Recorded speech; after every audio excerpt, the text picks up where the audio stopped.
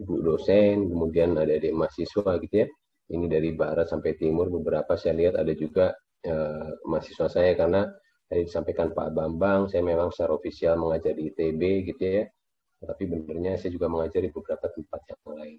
Hari ini saya akan izin share gitu ya, sebentar, mudah-mudahan sudah bisa terlihat. Sudah bisa terlihat ya Pak Bambang ya? Boleh, tidak bisa Pak. Baik, baik, kira-kira ini yang akan disampaikan hari ini. Saya akan berdiskusi, ya kita semua ya, kita akan diskusi tentang stratigrafi gunung api, yang dikenal dengan nama vulkanostratigrafi, konsep dan aplikasinya. Tadi terima kasih Pak Bambang sudah memperkenalkan, begitu ya. Saya sehari-hari memang ditugaskan mengajar di ITB, saat ini juga apa namanya dipercaya untuk mengurus di IAGI di bidang pendidikan dan kursus, kemudian juga baru bergabung di Asprodi TG per tahun ini. Baik, sebelum saya lanjutkan tentang vulkanostratigrafi ini, saya mohon izin dulu untuk memperkenalkan diri.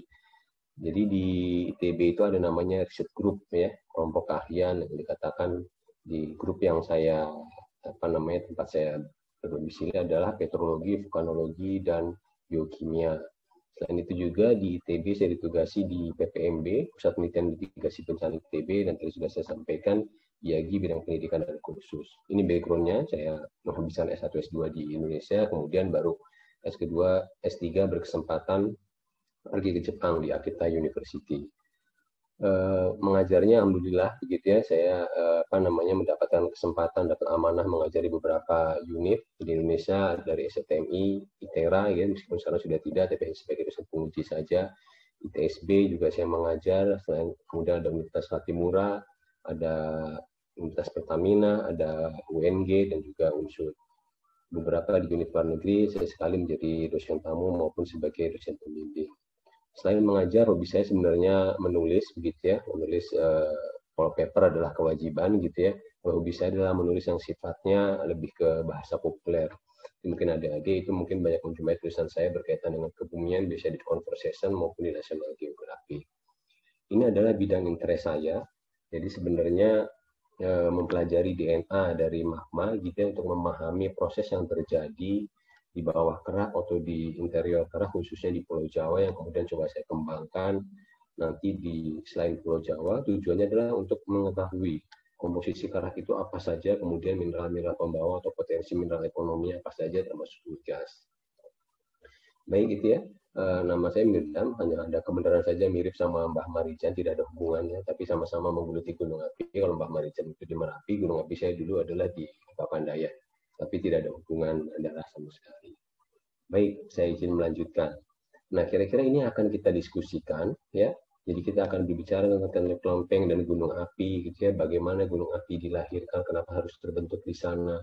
Kemudian kita akan berdiskusi mengapa vulkanostratigrafi harus dipakai, apakah tidak cukup dengan yang biasa lito, kemudian krono, dan lain-lain. Kemudian kita akan lihat kegunaannya, itu kegunaannya baik untuk eksplorasi panas bumi, eksplorasi mineral bahan galian C, atau sekarang yang sedang dikembangkan secara khusus ada pertanyaan tentang vulkanik Jatibarang, bagaimana vulkanostratigrafi ini diharapkan kemudian bisa menambah produksi hidrokarbon di lapangan Jatibarang. Nah, tentang tingkatan dan susunan stratigrafi gunung api, ini hanyalah bagian kecil saja sebenarnya.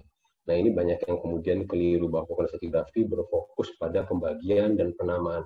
Bukan itu sebenarnya, jauh lebih dari itu, gitu ya.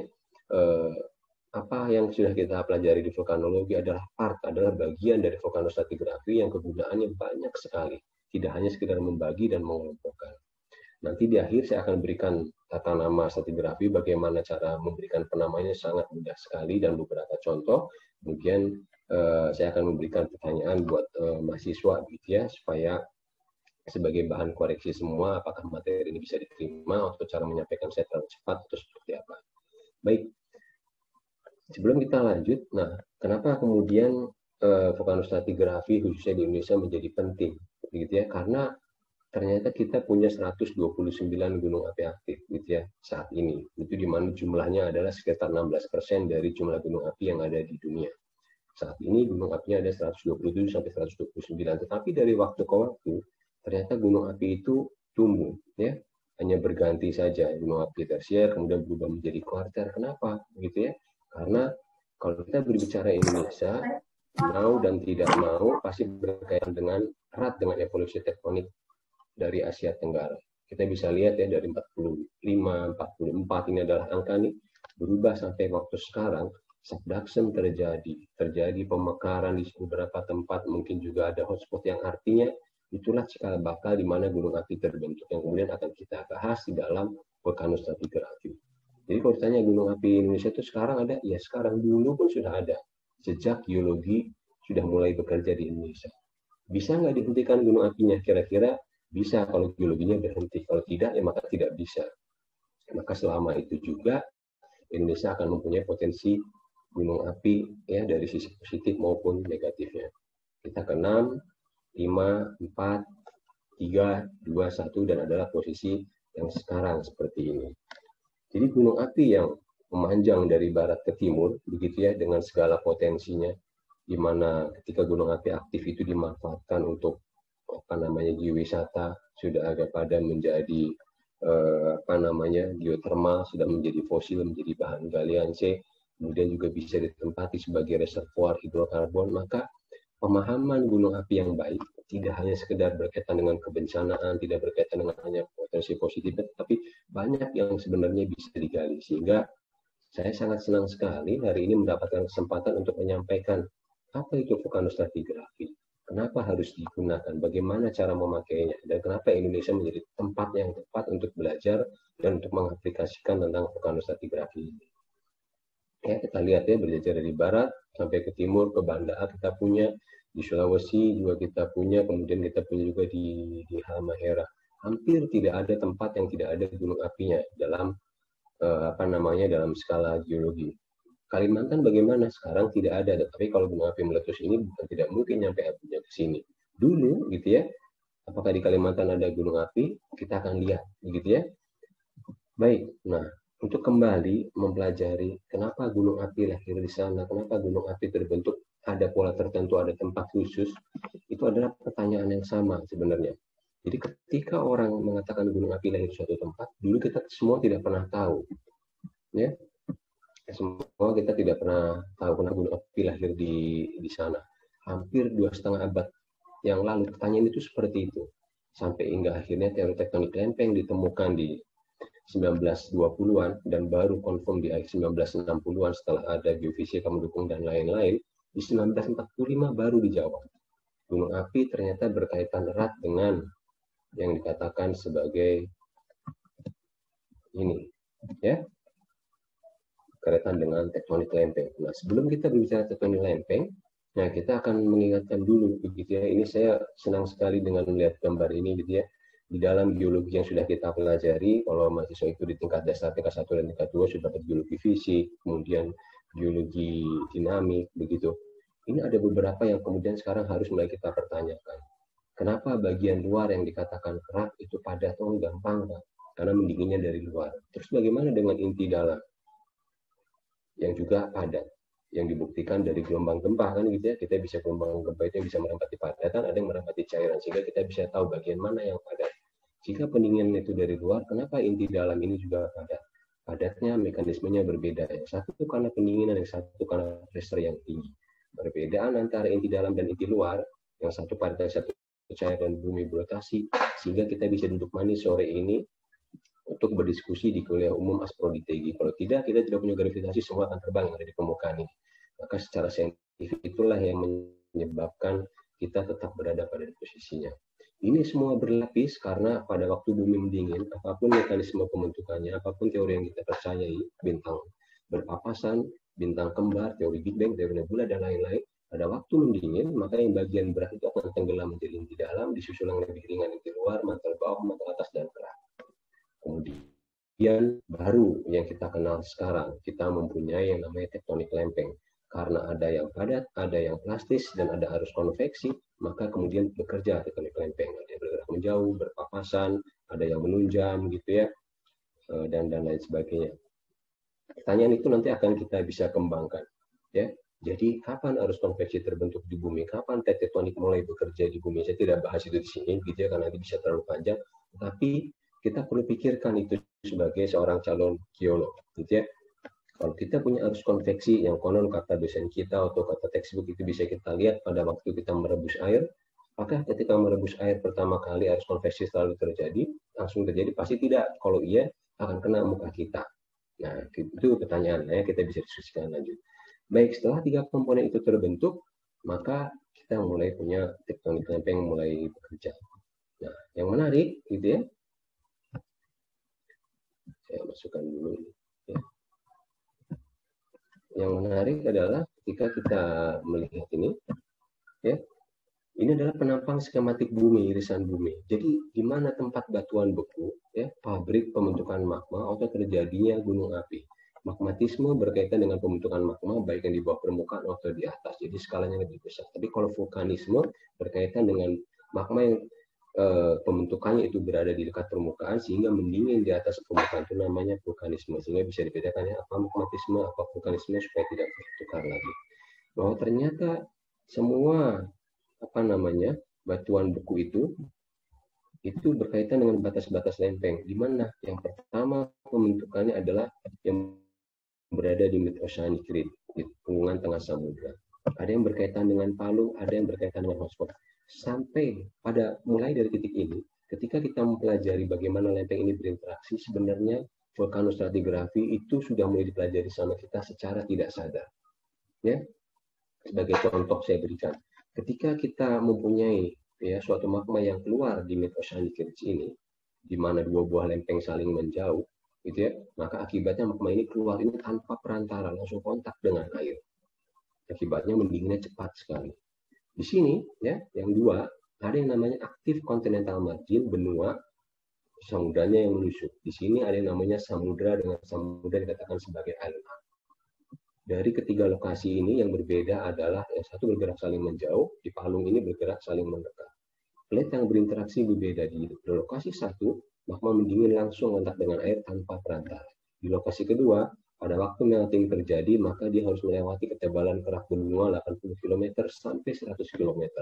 Di kerak yang kedua di sini di island A, magma ini naik melewati ketebalan kerak samudra yang ada di atasnya sekitar 5 sampai 10 km. Bisa dibayangkan kalau magma adalah cairan, ya, yang satu mendingin sangat cepat sekali, yang satu harus melewati jalan 80 km sampai 100 km, yang satu melewati jalan 5 sampai 10 km. Apa yang terjadi? Yang tanpa perantara atau jaraknya pendek sekali, maka akan dingin dengan cepat, teksturnya akan halus. Sementara yang di active continental margin, phenocrisnya akan banyak. Yang di island up, phenocrisnya akan lebih sedikit. Itu vulkanostratigrafi sebenarnya sudah mulai dari situ.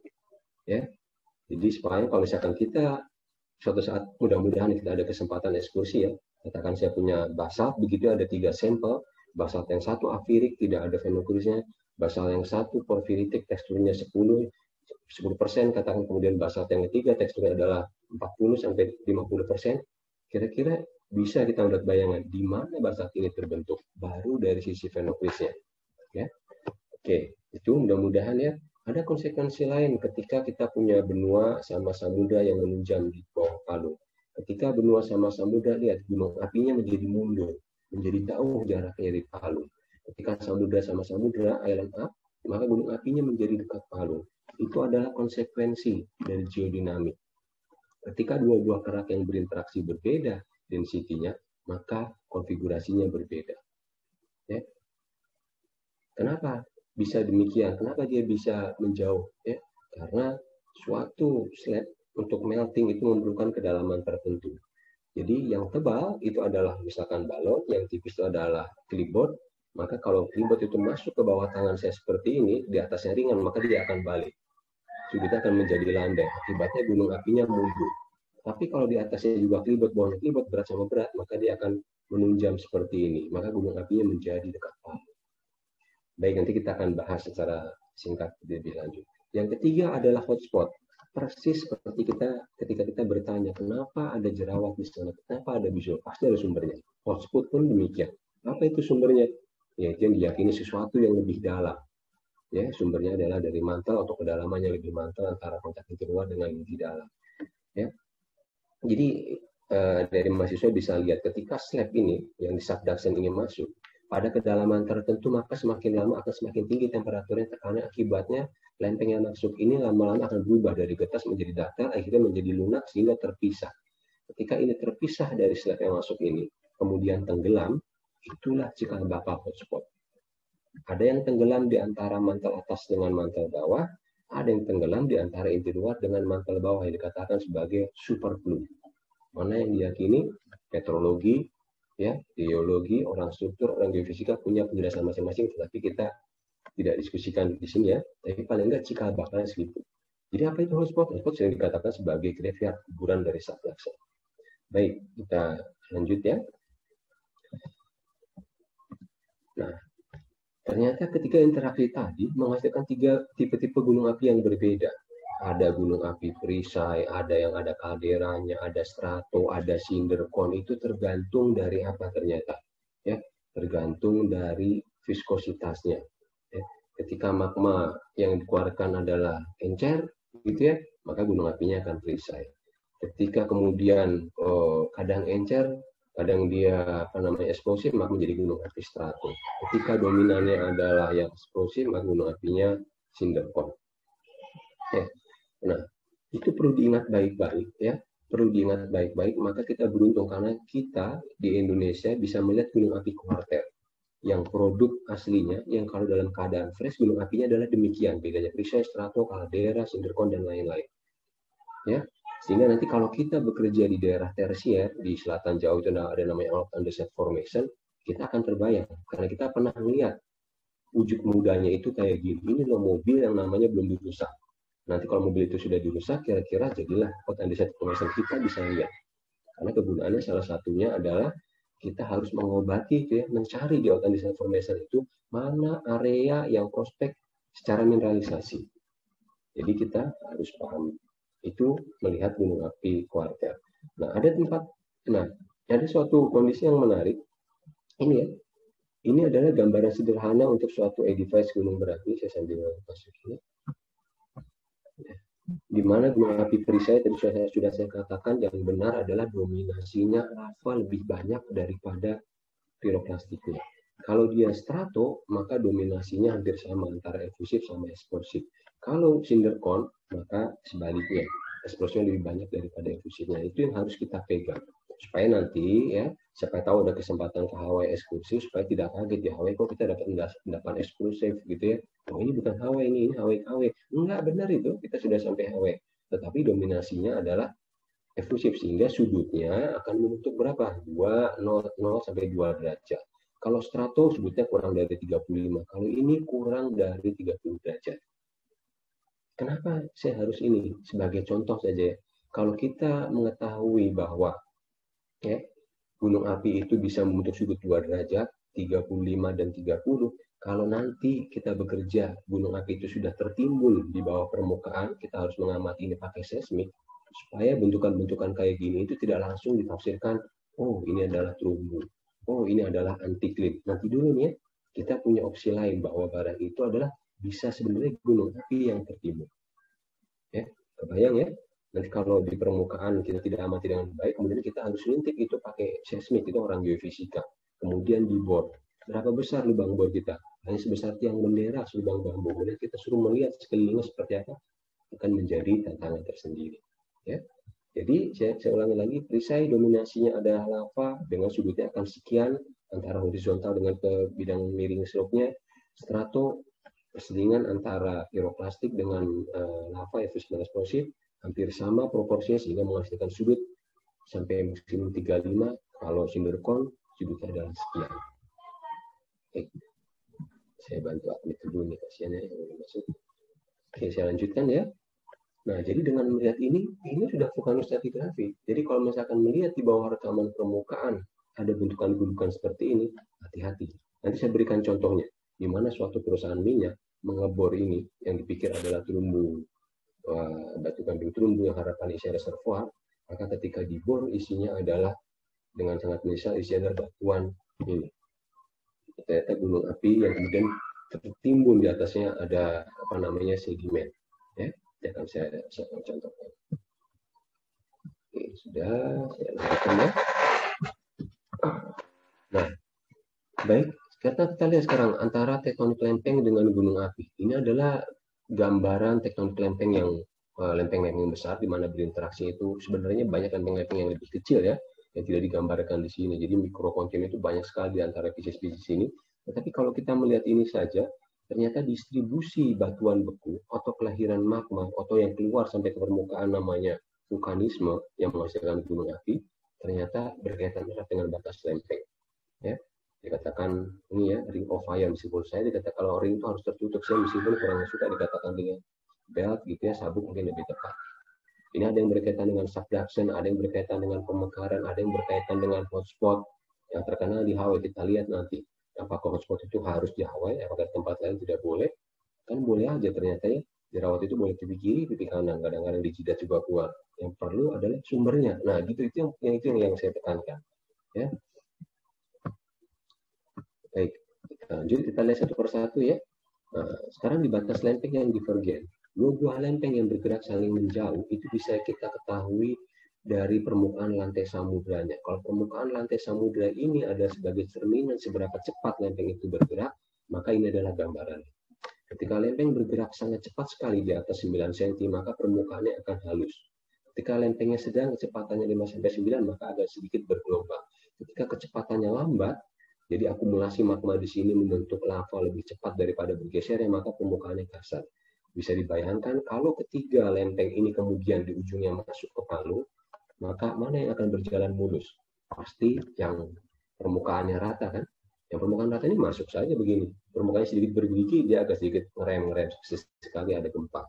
Ya kalau permukaannya besar begini, ya nyantol.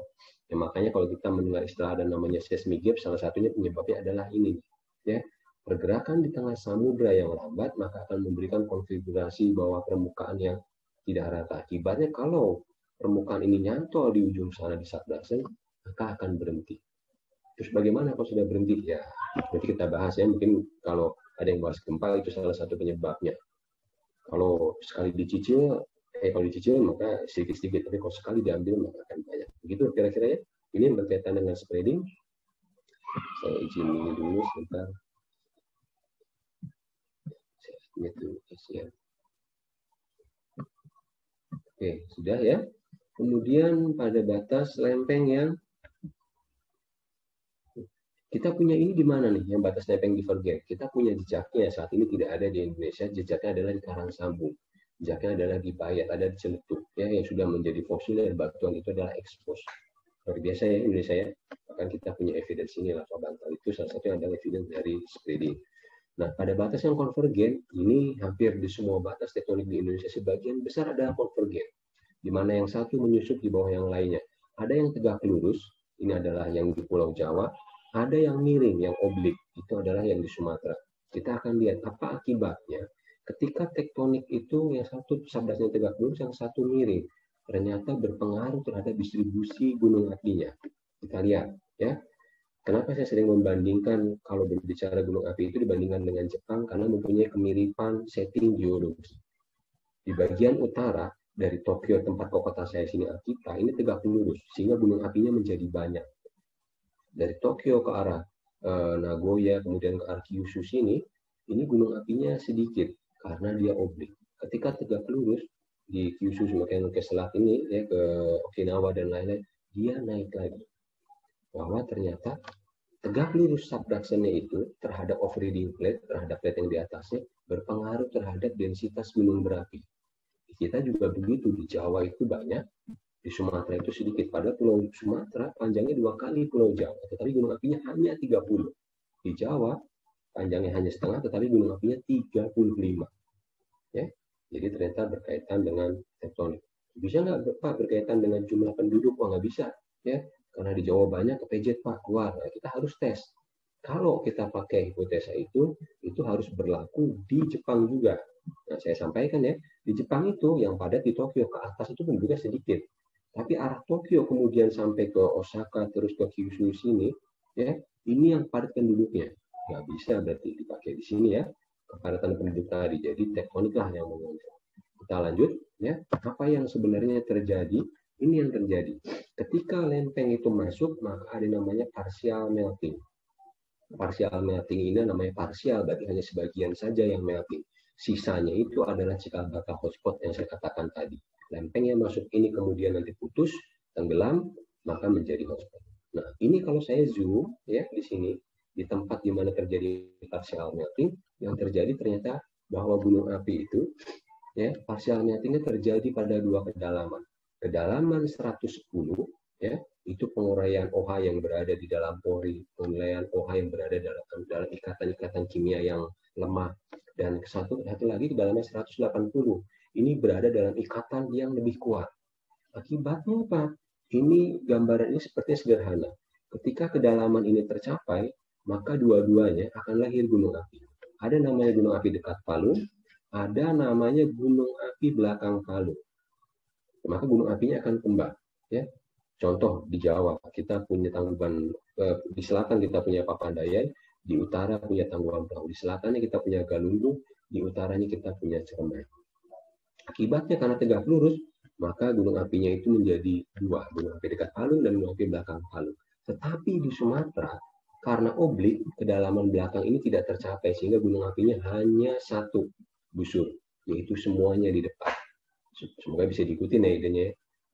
Kalau tegak lurus, maka dua-duanya tercapai. Tapi kalau tidak tegak lurus oblik, maka ini akan menjadi lebih landai, hanya depan saja yang muncul. Ininya tidak. Ya. Oke, terus apa lagi yang bisa kita respons? Bisa kita ceritakan ini, ya. Gunung api yang di depan ini ternyata secara volumetrik lebih besar daripada yang di belakang secara vertikal, sehingga digambarkan kaldera. Yang di belakang gunung apinya biasa. Kalau kaldera volumenya besar, maka bagaimana untuk geothermal? Kita bisa menjawab. Salah satu kebutuhan kita untuk geothermal adalah selain adanya air, selain ada jalan masuk reservoir, harus ada kompornya. Maka kompor yang mana yang lebih bagus, kompor gas atau lilin? Ya, ini sumber panasnya lebih besar dibandingkan dengan ini. Nah, ya, itu salah satu gunung. Jadi kalau mencari potensi geothermal dari posisi gunung api, mana yang potensi panasnya lebih baik, harusnya dijawab pakai konsep ini. Gunung api yang dekat Palu, secara teoretikal, magmanya lebih besar kantongnya, sehingga sumber panasnya lebih banyak. Itu baru dari satu parameter, yaitu adalah sumber panas, itu adalah kompor. Belum berbicara yang lain ya, sehingga nanti bisa kita lebih hati-hati. Gunung api yang di depan ini bisa menyimpan panas lebih lama sampai 5 juta tahun, dan di belakang mungkin 1 juta tahun. Ya, di geothermal akan dipelajari. Kenapa angka 1 juta tahun dipakai? Karena itu adalah angka rata-rata, kalau lebih dari itu panasnya sudah hilang. Padahal di beberapa tempat bisa sampai lebih dari 1 juta tahun. Ini yang dimaksud. Gunung api yang di dekat Palu. Kompor bisa menyimpan panas lebih lama daripada lilin. Gitu ya. Sudah, itu salah satu contohnya. Kita lanjut. Jadi kalau kita melihat gambaran ini, ketika kita punya panjang busur, dan gunung api kadang-kadang tidak berkorelasi, panjang busur 1250, gunung apinya 30. Ya, panjang busur adalah 1150, gunung apinya 55. Kalau saya kasih soal kuis nanti di belakang sini. Antara Cascade ini ya, sama Alaska Peninsula, mana yang posisinya menurut kita tegak lurus, tanpa harus masuk ke palung dan melihat data penampang dari data geofisika. Pasti yang 1150. Meskipun pendek, gunung apinya banyak, mengindikasikan ini pasti lebih tegak lurus daripada yang 1250. Bisa diikutin ya. Jadi kalau kita punya data panjang dari busur, panjang dari pulau, kemudian jumlah gunung api di atasnya, ya sebagai cerminan, ya konfigurasi tadi tegak lurus dan miring, maka hubungan keduanya ini bisa kita pakai. Baik, lanjut ya. Nah, ini adalah intraplate, gunung api yang berada di tengah, yang kemudian munculnya berasosiasi dengan hotspot, meskipun tidak tepat ya. Hotspot itu artinya titik. Awalnya pada kenyataan tidak benar-benar keluar hanya melalui titik, tapi melalui garis, melalui linear. Jadi istilah hotspot sudah terlanjur populer, akhirnya ya sudahlah, gitu ya. Banyak ternyata, ada Hawaii, ada Marshall, ada Caroline, dan lain-lain. Kenapa Hawaii terkenal? Nah, ada tariannya kan gitu ya, ada filmnya. Yang lain tidak terekspos saja. Yang ada di darat ada juga kita punya di Kamerun. Jadi hotspot bisa muncul dimanapun selama ada sumber panasnya. Ya, jadi tidak peduli apakah di Hawaii, apakah di Hawaii tengah lautan, atau munculnya itu di darat. Selama ada sumber panas di bawahnya, sisa jejak dari kuburan apa namanya sabdasan, maka akan muncul. Ya, di Indonesia ada nggak di Indonesia? Coba kita lihat ya. Nah, ini area yang warna hijau adalah lapangan Jatibarang yang sekarang sedang dikerjakan sama Pertamina sama SKK, ya, di mana salah satu lapangan terbesar peringkat kedua secara cadangan, tetapi produksinya tidak masuk 10 besar. Sehingga ada tuntutan dari pemerintah ke kita semua, geolog, geofisika, orang minyak, ini gimana nih, gitu ya. Karena kita ngeplay selama ini tidak pakai konsep vulkanostat, kita akan ceritakan di belakang, tapi ini adalah salah satu lokasi di mana hotspot hadir bersamaan dengan subduction. Jatibarang itu sudah tua, yang sekarang yang aktif di bawah Krakatau. Ya. Krakatau adalah contoh gunung api di mana ada subduction dan juga ada hotspot. Makanya Krakatau adalah anak yang sehat. Baru kemarin 2018 itu kolap, sekarang sudah tumbuh besar karena disuplai oleh 2 vitamin. Kita punya di utara Muria, Bawean, dan lain-lain, itu pun ada hotspot. Nah, yang menarik nanti kita akan bahas di utara Bali sini, Kangean, gunung api yang tidak muncul ke permukaan, ya, tetapi kemudian membentuk seperti gundukan tadi, itulah yang dibor sama suatu perusahaan lapangan minyak. Pas dibor, jeder keluarnya, lebih cocok mencari bahan galian C atau potensi geotermal daripada mencari hidrokarbon. Ya. Baik, itu 3 lokasi, mungkin tempat-tempat lain juga ada. Ini yang saya ikut riset di dalamnya ya. Baik, kita lanjut. Nah, sekarang mengapa vulkanostratigrafi? Kenapa kita tidak bisa pakai lito? Kenapa kita tidak bisa pakai tektonik dan lain-lain? Kita akan lihat. Nah, ini adalah hukum apa namanya? Seno ya, superposisi. Ini pasti tahu semua bahwa lapisan yang berada di bawah akan lebih tua daripada lapisan yang di atasnya kalau dalam keadaan normal, belum terbalik, terlipat, dan lain-lain. Sekarang saya kasih contoh. Ya. Pasti semua pernah mendengar tentang letusan Toba. Semua pernah mendengar tentang letusan Tambora, Rinjani, dan lain-lain. Ada yang efeknya global warming, ada yang efeknya global cooling, dan lain-lain. Itu akibat apa? Akibat abu vulkaniknya keluar, menyelimuti. Ketika gasnya CO2, maka yang terjadi adalah global warming. Panas masuk nggak bisa keluar. Tapi kalau gasnya adalah SO2, panas nggak bisa masuk, jadi kayak payung, maka suhunya menjadi drop. Pada waktu abu itu keliling bumi selama 1 tahun, atau ada yang mengatakan lebih dari itu, ternyata gunung api tersebut sudah mengeluarkan lava yang secara waktu erupsinya lebih mudah kan, berada di bawah lavanya, kemudian abunya baru menumpang di atas. Maka superposisi tidak serta-merta bisa dipakai di dalam vulkanostratigrafi. Tapi apa bedanya 1 tahun sama 3 tahun secara geologi? Itu prinsip, ya.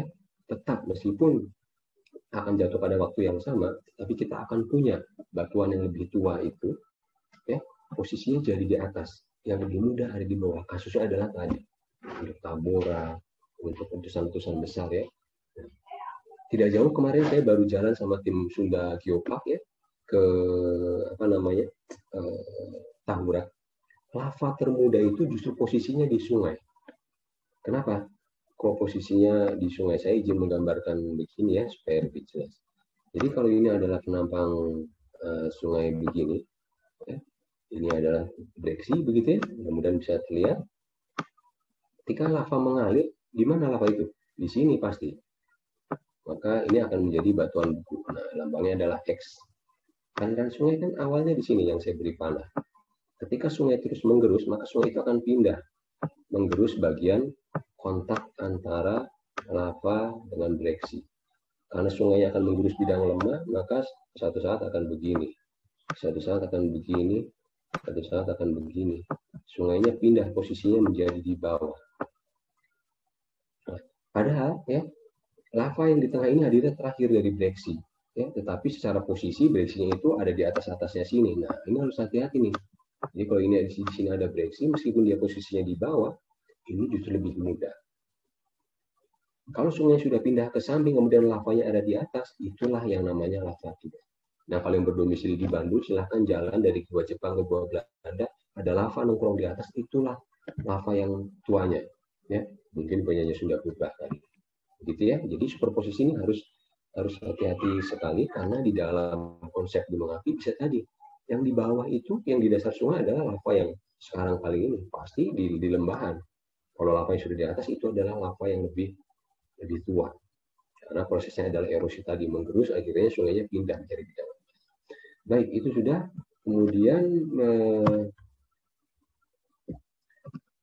nah ini ya, lateral continuity. Lateral continuity. Ya, jadi lateral continuity itu kadang sering ditafsirkan begini. Artinya suatu batuan itu bisa diteruskan secara lateral. Ya.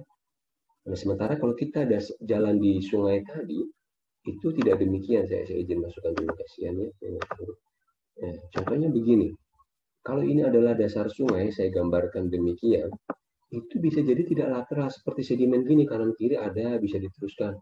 Kadang-kadang karena lavanya cuma mengisi di sini, ya, ini yang saya arsir begini, ya, kemudian sungainya itu pindah ke sini, maka apa yang terjadi? Lihat ke kiri kita menjadi lava, lihat ke kanan adalah bedrocknya. Kalau sungainya pindah ke sini, apa yang terjadi? Lihat ke kanan adalah lava, lihat ke kiri adalah bedrocknya. Jadi tidak bisa diikuti secara kontinus, penyebarannya akan sangat terbatas. Secara lateral bisa berubah dengan cepat sekali. Karena sebaran lava itu hanya ada di sungai, begitu kanan kirinya batuannya itu. Ya. Maka ini tidak berlaku, lateral continuity harus hati-hati sekali gitu ya, tidak selalu bisa dipakai. Nah, yang berikutnya adalah ini. Nah, horizontality. Di dalam sedimen akan berlaku hukum ini. Kalau sedimen itu masih muda, biasanya adalah dicirikan dengan dalam keadaan horizontal. Ya, kalau sudah terlipat-lipat, ini berarti sudah agak tua, kan sudah mengalami deformasi. Meskipun di sini, ya, kadang-kadang kita punya namanya initial dip, ya, batas di mana suatu sedimen tidak dipengaruhi oleh gravitasi. Macam-macam ya, ada yang mengatakan 10 sampai 14 derajat. Bagaimana dengan batuan piroklastik? Nah, ini yang perlu kita pikirkan. Batuan piroklastik itu persis seperti kalau kita menganalogikan di negara 4 musim, bagaimana salju itu menyelimuti bangunan, menyelimuti rumah, dan lain-lain, menyelimuti kendaraan. Kalau di bawahnya mobil, maka bawahnya itu akan menjadi cetakan mobil. Di atasnya rumah yang agak sedikit curam, maka akan mengikuti kerucutnya. Yang horizontal, maka salju itu akan turun seperti itu. Kenapa demikian? Karena yang dikeluarkan di produk dari batuan gunung api adalah abu vulkanik. Abu vulkanik, ya, sifatnya itu bukan kayak lereng dijatuhin di lembah sini, maka akan gelundung, tetapi punya daya kohesivitas. Maka ketika paleostroknya itu tidak rata, maka bentuknya akan mengikuti bentukan dari paleostrok. Ada yang namanya angle of repose, sudut kestabilan suatu mineral tidak dipengaruhi oleh gravitasi. Maksudnya gimana? Bingung, Pak. Nah, gini contohnya. Kalau kita jalan ke toko bangunan, adakah yang pernah melihat kalau orang menjual batu, menjual pasir itu disenderin aja, ini temboknya, pasirnya itu disenderin ke tembok. Kok nggak ambruk? Ini aja kita harus bertanya. Ya, kenapa horizontality tidak berlaku? Ini yang namanya angle of repose, sudut kestabilan di mana suatu material tidak dipengaruhi oleh gravitasi. Berbeda-beda, ya. Dalam keadaan kering, dalam keadaan basah berbeda-beda. Berbeda ukuran, berbeda-beda. Ya. Sehingga sekarang kita bisa mengerti kenapa kalau di musim dingin di negara 4 musim itu, ya, roofnya itu agak sedikit curam. Itu adalah sudah diukur, ya. Kalau salju jatuh ke sini dengan sudut tertentu, maka dia akan tergelincir. Bisa diikutin ya. Tapi kalau dia datar begini, maka akan numpuk bebannya, maka akan ambruk. Karena horizontality tidak berlaku di sini. Saya khawatirnya adalah apa? Ketika kita mendapatkan suatu endapan piroklastik yang kayak gini, ini ditafsirkan menjadi anti-clean yang ini menjadi syncline, ya, yang ini menjadi anti-clean, ya. Padahal ini adalah semuanya inisial dip karena materialnya mempunyai kohesivitas. Baik, ya. Saya lanjut ya. Ini sudah. Jadi itu karena jadi hukum Steno tidak berlaku. Yang berikutnya adalah, nah, setelah itu maka kita harus mengembalikan ke tujuannya. Apakah letusan efusif yang menghasilkan lava sesekali ada eksplosifnya ini, yang dikatakan lava fontaine, dan maupun ini, udus gembel, ya, begini, itu harus dibalikan kemana pusat gunung apinya. Jadi bisa dibayangkan, ya, bahwa aliran lava ini sama aliran piroklastik ini harus dibereskan. Apakah ini punya Merapi, apakah ini punya Merbabu. Untuk daerah yang berada di antara dua gunung tersebut, harus bisa dipisahkan mana produk lava Merapi, mana lava Merbabu. Mana piroklastik Merapi, mana piroklastik Merbabu. Itu yang membedakan dari litostratigrafi. Kalau litostratigrafi, batuannya sama, umurnya sama, maka dijadikan satu satuan yang sama. Tapi kalau di vulkanostratigrafi, meskipun batuannya sama, sumbernya berbeda, harus dipisahkan. Itu kira-kira mengapa kemudian dulu cadangan dari salah satu lapangan minyak yang ada di Indonesia itu dihitung besar sekali. Semua batuan piroklastik, semua batuan lava itu digabung menjadi satu tanpa tahu sumber dari mana, menjadi volume total, kemudian dikasih nilai porositas dan permeabilitas, keluarlah angka tersebut. Bisa diikutin ya. Oh, ternyata tidak boleh demikian. Karena satu gunung dengan gunung yang lain karakternya bisa berbeda, propertinya bisa berbeda. Setelah dibalikin ke sumbernya, berikutnya adalah harus tahu genetiknya apa. Apakah piroklastik, aliran jatuhan dan set, yang nanti kita pelajari kegunaannya untuk bisa macam-macam. Apakah dia lava?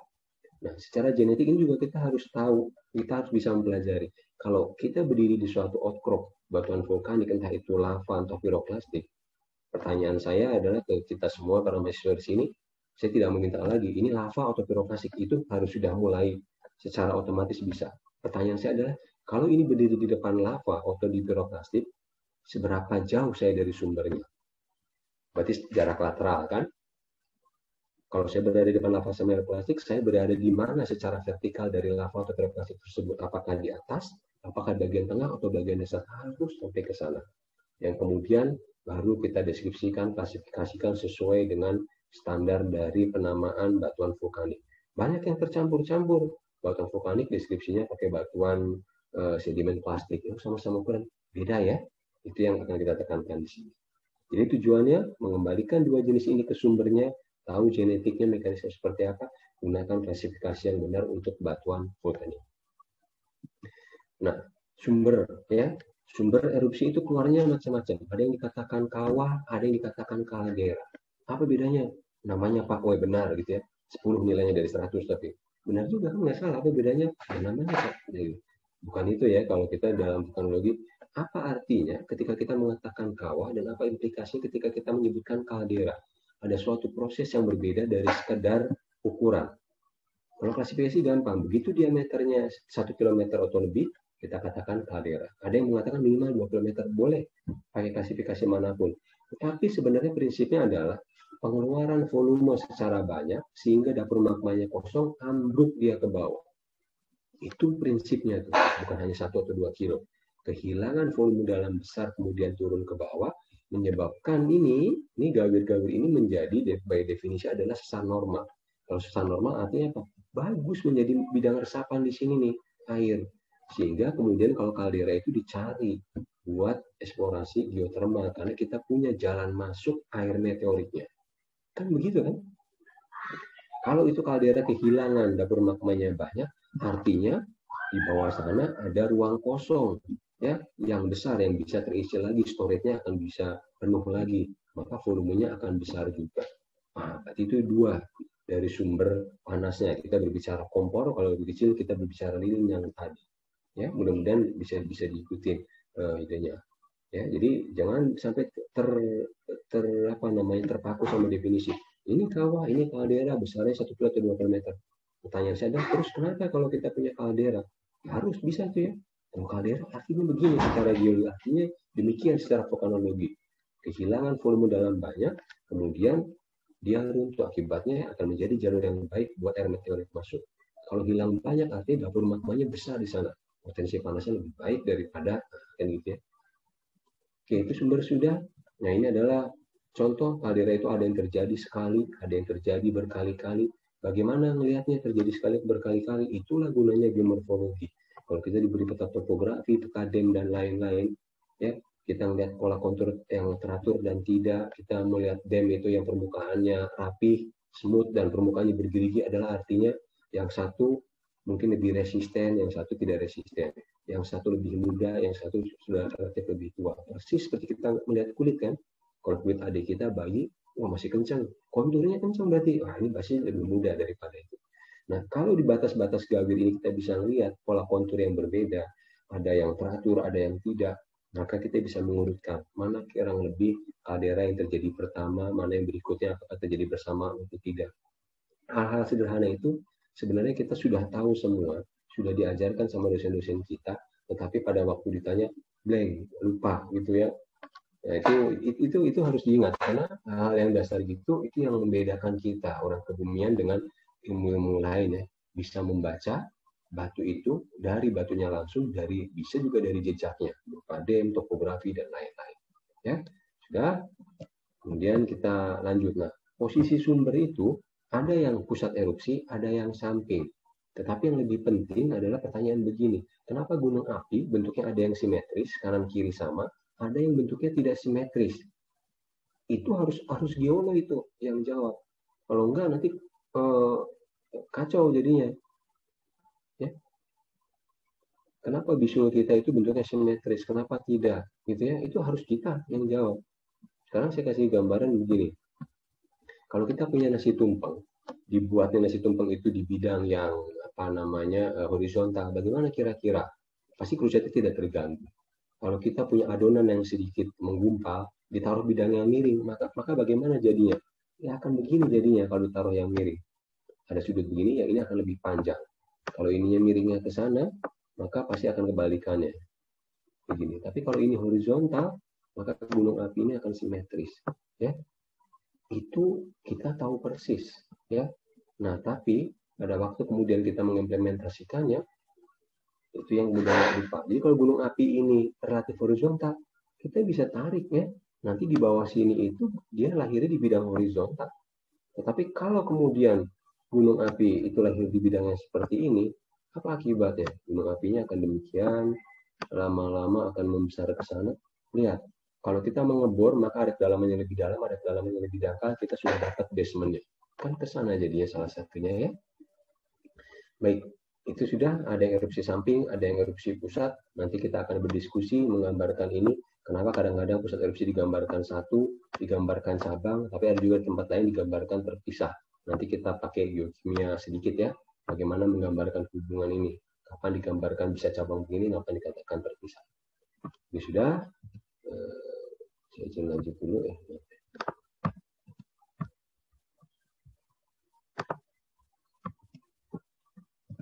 Nah, ini adalah genesanya ya.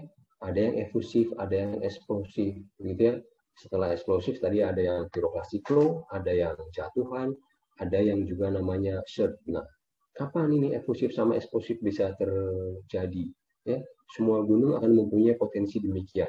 Ya, ketika viskositinya dia encer, begitu ya, maka dia akan cenderung efusif. Ketika viskositinya dia agak kental, maka akan cenderung eksplosif. Nah, viscosity ini yang perlu kita bahas kalau di kuliah petrologi, bahwa keenceran atau kekentalan suatu lautan magma bergantung pada beberapa faktor. Salah satunya adalah temperatur. Coklat sama mentega bisa sangat kental sekali kalau ditaruh temperaturnya adalah temperatur yang dingin. Tapi bisa sangat encer sekali kalau ditaruh di atas wajan yang panas. Ya, supaya kita tidak berpatokan lalu SiO2 Pak, itu semua kontrolnya SiO2. Nah, tidak, gitu ya. Ya, jadi barang yang sama pun kalau temperaturnya diganti, maka bisa berubah. SiO2 hanya salah satu saja. Kalau SiO2-nya banyak, maka dia rantainya akan semakin panjang, maka menjadi pekat. SiO2-nya sedikit, maka dia akan menjadi mudah bergerak. Apalagi yang mempengaruhi eksplosivitas dan eksplosivitas dari sisi viskositas, kandungan kristal. Contohnya gini, saya punya air, itu encer. Air saya kasih tepung, keruh. Saya kasih tepung lagi, tambah keruh. Kasih tepung yang lebih banyak, jadi adonan. Karena cuma air ditambah tepung. Kalau tepung itu adalah kristal, semakin banyak kristalnya, maka akan semakin sulit bergerak. Kira-kira begitu ya. Kemudian kandungan gas. Ya, kandungan gas ini ada yang menambah eksplosivitas, ada yang menurunkan efusivitas. Ada yang menurunkan eksplosivitas. Air itu bisa memotong SiO2 tadi menjadi rantai-rantai pendek sehingga bisa menjadi lebih encer. CO2 bisa menggumpalkan rantai-rantai pendek itu menjadi bersatu sehingga akan menjadi letusan eksplosif. Ya, kita tidak diskusi di sini bagaimana mencampurkan air dengan magma, gitu ya. Itu nanti akan kita mungkin di kuliah vulkanologi atau petro, ya. Karena kalau mencampurkan air sama minyak itu tidak pas, persis seperti mencampurkan air sama magma kalau nggak pas. Kalau minyaknya panasan dulu dimasukkan air meletik, ya. Atau sebaliknya, jadi harus ada kondisi tertentu. Baik ya, ini efusif dan eksplosif, kemudian ada yang piroklastik aliran, ada yang jatuhan, ada yang set, nanti kita lihat satu persatu apa manfaatnya.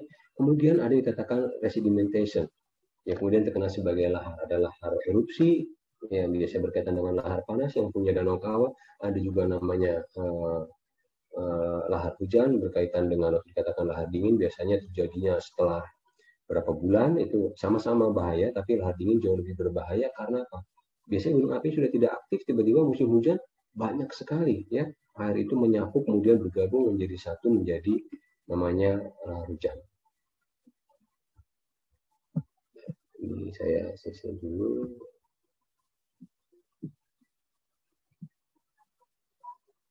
Oh, suaranya putus-putus ya. Mudah-mudahan masih bisa didengar sebentar ya. Saya dulu ya. Atau saya nggak usah pakai kamera supaya tidak berat.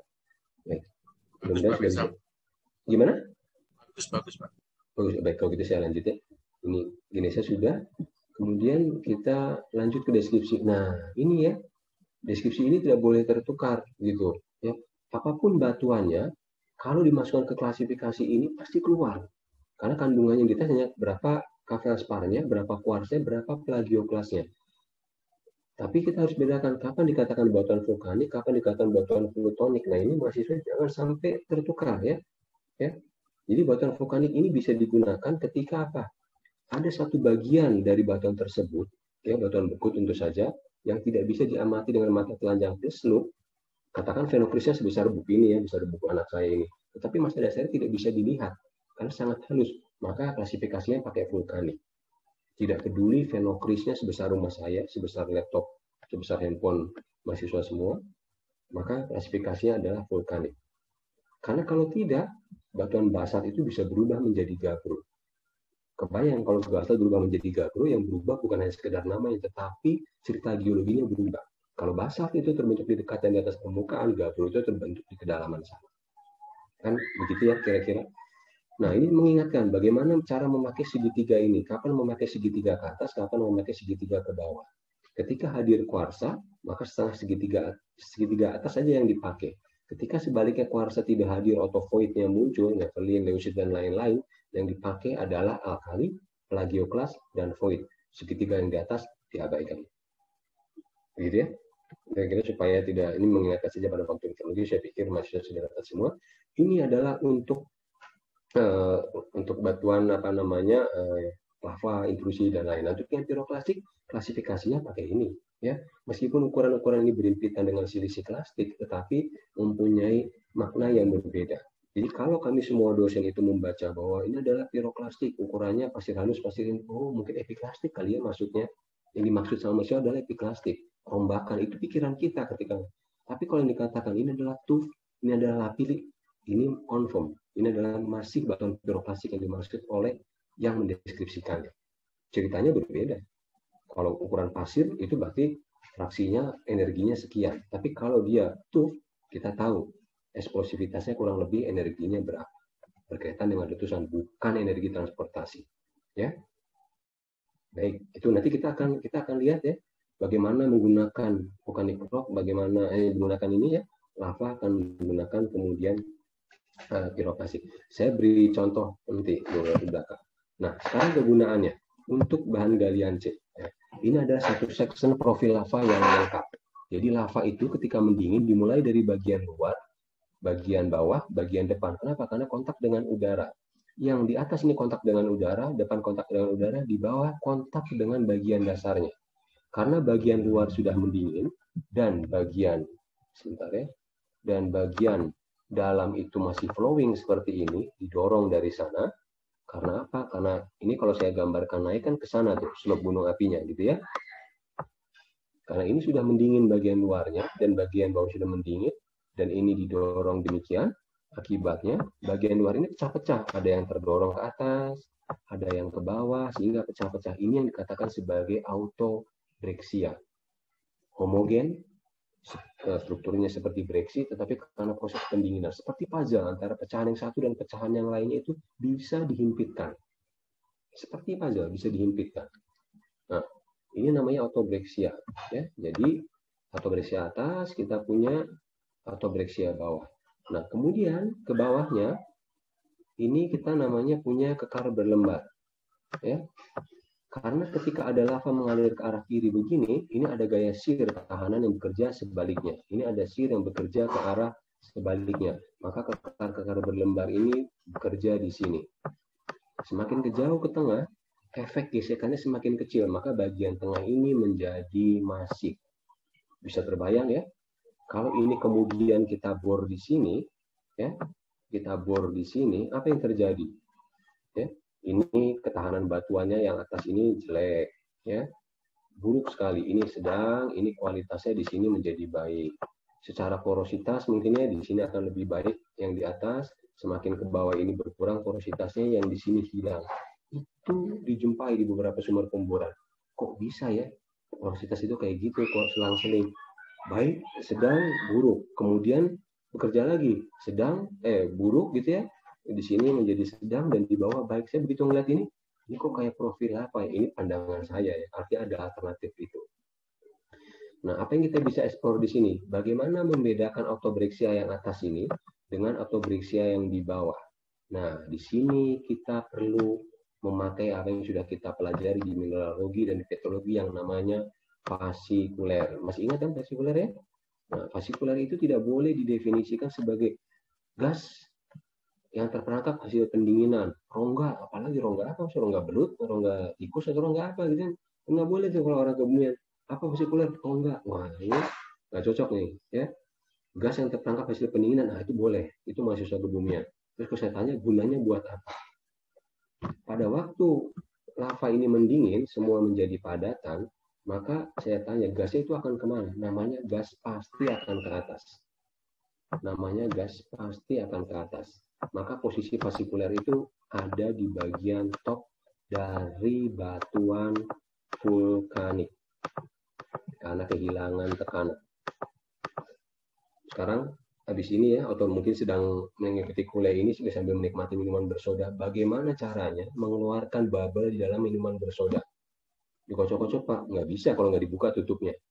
Dikocok-kocok nggak bisa kalau nggak dibuka ininya, kalengnya. Kenapa kaleng harus dibuka? Supaya tekanannya berkurang. Begitu tekanannya berkurang, gas itu misah ke atas.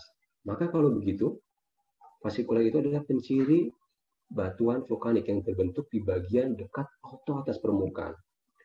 Itu yang jarang kita gali. Fasikuler adalah pendinginan batu selama dingin gas yang terperangkap. Bisa nggak di batuan plutonik? Saya tanya. Nggak akan ada. Karena di kedalaman sana, di tekanan yang tinggi, pressure-nya tinggi, tekanan temperaturnya tinggi, magma berada dalam satu fase. Akibatnya adalah apa? Gasnya itu dissolve, larut. Fasikulernya tidak bisa terbentuk. Seperti contoh minuman bersoda tadi. Kira-kira ya, tidak bisa dikeluarkan sampai tutup yang dibuka, harus kehilangan tekanan. Kehilangan tekanan itu adalah secara geologi di bagian yang lebih dekat dengan permukaan. Ya, itu sebagai intrusi dangkal, oto sebagai lava. Sebentar, ini ada pertanyaan mungkin sebutnya. Baik, alhamdulillah kelamannya. Baik, nah sekarang dengan melihat profil ini, saya ingin bertanya. Nah, ini yang perlu dilihat. Mahasiswa harus tahu posisi kita itu secara lateral di bagian yang lainnya ini, yang saya garis-garis ini artinya sudah hilang.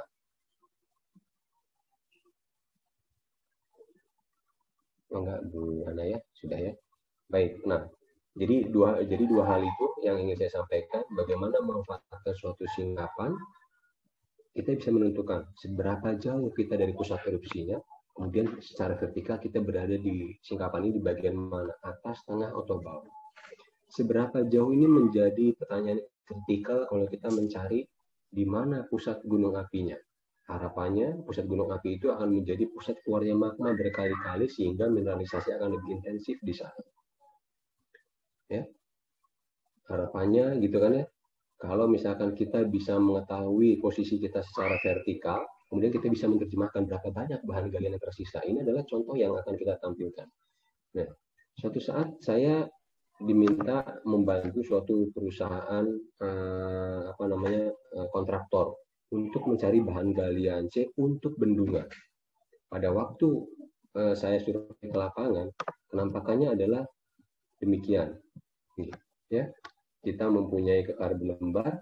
Nah, saya hanya di atas sini, hanya di atas daerah yang banyak pohon di sebelah kanan daerah penelitian itu. Yang dilihat adalah kekar berlembar dan batuan itu pecah-pecah dan berlubang seperti ini. Autobrexia dan banyak lubangnya. Begitu melihat itu, kontraktor mengatakan jelek, batu ini jelek, nggak bisa dipakai bendungan. Karena kalau banyak rongganya, maka kuat tekannya akan berkurang. Banyak rongganya, artinya kita memerlukan volume lebih banyak, ya, karena kosong-kosong tadi. Oh, saya biarin aja dulu ya. Sudah sedih gitu, selesai nangisnya, saya bilang, udah Pak, saya nangisnya, saya bicara ya. Kalau kita mendapatkan gambaran batu yang banyak rongganya tadi, itu artinya bagus. Oh, Pak Nizam gimana? Yang saya cari adalah yang masif. Kenapa Bapak memberikan yang banyak rongganya? Saya ceritakan ya dengan konsep ini. Kalau kita mendapatkan bagian yang ini, yang bagian yang permukaan yang banyak fasikular dan autobreksianya, artinya bagian lainnya yang kekar berlembar, yang masih kekar berlembar di bawah, dan yang ini semuanya masih ada. Wah, mulai berubah wajahnya ya. Jadi Bapak akan mendapatkan yang jelek ini buat bukan jalan, gitu ya, atau buat perumahan. Yang lebih bagus ini mungkin buat jalan atau infrastruktur tertentu. Yang bagian masih ini adalah yang Bapak cari untuk bendungan. Hanya dengan mengetahui bagaimana profil vertikal dari suatu lava, kita bisa menjual, kita bisa memberikan informasi ini menjadi lebih bermanfaat. Yang begitu sebenarnya idenya. Nah, oke, itu. Nah, bagaimana nanti dengan di tempat lain, gitu ya, di area-area lain, coba kita akan lihat. Nah, dari sini kita juga bisa estimasi ketebalan. Saya juga pengen tahu, gitu ya. Dengan rasio kurang lebih 1:1, maka kita punya 6 bagian ini. Maka kalau saya punya gambaran satu area kurang lebih 5 meter, berapa sih ketebalannya? Ini kan perlu diestimasi, perlu saya infokan ke orang geofisika. Berapa bentangan yang mereka butuhkan kalau ketebalan lavanya sekian. Oh, ternyata saya estimasi ketebalan lava di daerah sini, di bawah sana yang tidak ekspos, masih ada 25 meter lagi. Kalau 25 meter pasti eksplorasi nggak pakai pacul, apalagi pakai sendok gitu ya. Ya perlulah mesin bor, tapi juga nggak perlu cekro yang gede-gede amat, karena ngebor 30 mah pakai tenaga yang kecil. Nah, tekan ke sana jadinya. Geologi yang memiliki pengamatan yang baik bisa memberikan informasi ke geofisika, informasi yang menjadi tepat. Metode apa yang dipakai, bentangannya berapa banyak. Untuk orang tambang juga demikian, untuk orang minyak juga akan demikian. Baik, itu salah satu contoh ya. Salah satu contoh di bahan galian C. Kemudian contoh yang lain adalah di panas bumi dan mineral ekonomis. Bagaimana mencari, salah satunya mencari pusat erupsi. Kenapa pusat erupsi menjadi penting tadi saya katakan? Karena harapannya di pusat erupsi ini tempat keluarnya magma berkali-kali. Kalau satu kali nguar, bawa satu kali ppm logam berharga, 2 menjadi 2 ppm, 3 menjadi 3 ppm, dia bisa juga tercuci ya. Tapi ini dicari, kenapa? Karena atrasi akan intensif di sini, ini akan menjadi possibility terbaik. Bagaimana cara mencarinya, gitu ya? Kalau ternyata, gitu ya, kalau ternyata kerucutnya ini masih nampak, ya, kayak Tangkuban Perahu, kayak Galunggung, tanya di mana pusat atau kerucut Galunggung sama Tangkuban Perahu. Kalau Bapak Ibu atau mahasiswa yang menanya itu, gitu, ya nggak boleh, ya, nggak bisa. Ya itu pusatnya pasti di tinggian itu. Udah tahu tingginya masih sana kok masih tanya, ya. Jadi lava yang muda itu akan pasti mengalirnya di lembah, seperti yang saya katakan. Kemudian kenapa di bawah itu berubah menjadi sebentuk kipas aluvial seperti ini, melebar? Karena ini prinsipnya, perubahan tekuk lereng pada waktu lava itu mengalir di lereng yang curam, maka dia akan begini. Tetapi begitu lerengnya berubah menjadi landai, maka dia akan menyebar. Kan prinsip air begitu kan? Nah, kalau dindingnya, kalau mengalir di kaca mobil kita yang bagian depan, itu akan cepat merosot. Begitu sampai cup itu, maka dia akan menyebar. Prinsipnya akan demikian. Jadi dari lava itu kita bisa ketahui perubahan tekuk lereng ini akan menyebabkan terjadinya lava ini bergerak secara lateral seperti ini. Nah, di sini artinya adalah posisi kita sudah berubah, sudah semakin jauh. Baik, kalau masih kelihatan kerucutnya gampang, berarti lavanya masih muda, berada di aliran sungai. Sekarang kita lanjut. Bagaimana kalau sudah agak dewasa? Lavanya sudah berada di atas. Kenapa? Karena daerah sebelahnya yang tidak terisi lava itu digerus sama sungai, sungainya turun pindah ke sini. Maka itu yang tadi saya berikan contoh. Kalau ada kesempatan nanti suatu saat ke Bandung, berjalanlah dari Tahura, antara Tahura di Gua Jepang dan Gua Belanda, sebelah kanan itu lavanya itu ada di atas sini. Ya, lava posisi yang muda itu yang sekarang itu alirannya berada di bawah sini, di bawah sungai. Di sini Gua Jepang, ya, di sini Gua Belanda, begitu ya. Nah, kita tuh bisa memandang ini. Ini kalau ini mata saya gitu, nah kita bisa melihat yang ini. Ada di atas posisinya. Nah, itu berarti sudah dewasa. Kalau begini kita masih bisa mengikuti di mana pusat erupsinya. Karena kita masih melihat bagian yang melebar di arah tertentu indikasikan berarti dia jauh. Semakin mengecil menyempit berarti dia ke arah kerucut yang dimaksud. Kita masih beruntung kalau dapatnya continuous. Bagaimana kalau kemudian lava ini berlanjut seperti ini? Sudah mulai terpisah-pisah, ada 3 yang terpotong karena erosi. Maaf. Yang terpisah-pisah nih. 1 di sini, ada 2 di sini, ada 3 di sini. Yang kita cari adalah ini. Bagaimana menjawabnya? Wah, ini ada 3 sumber. Bisa demikian. Nah, sekarang bagaimana ketika lava ini sudah tercacat? Ada satu informasi yang sering kita lihat bagian dari vulkanostratigrafi, tetapi adalah lupa di dalam tubuh lava itu sendiri. Kalau kita punya suatu aliran lava begini, ya bagaimana kemudian sumbu memanjang dari mineral-mineral yang ada di dalam itu yang dikatakan sebagai tekstur aliran. Sumbu memanjangnya akan demikian. Ya, bentuk fasikulernya akan mengikuti arah tertentu. Begitu. Nah, berarti jalan kita jelas. Sumbernya, kalau tidak dari sana pusat erupsinya, pasti akan demikian. Karena arah alirannya pasti akan sejajar dengan sumbu panjangnya. Oke, Ibu, nanti kalau itu ya, mahasiswa ya, kalau jalan ke sungai, dilihat, adakah sumbu memanjang dari boulder-boulder dari endapan aluvialnya itu? Ada itu. Akan mengikuti panjangnya akan mengikuti arah aliran sungainya. Arahnya dari mana? Ya, pasti akan sejajar dengan itu. Ini sudah tahu ya bahwa kita punya tekstur aliran itu adalah part dari vulkanostratigrafi untuk memandu ke arah mana seharusnya kita berjalan. Jadi kalau ini demikian, kita cuma 2 boleh berjalan. Kalau tidak ke arah sana, kita ke arah sana. Kan begitu. Tidak ada ke arah yang barat timur ini tidak menjadi opsi kita gitu ya. Karena dipandu sama tekstur aliran, sumbu memanjang dari fasikuler dan lain-lain.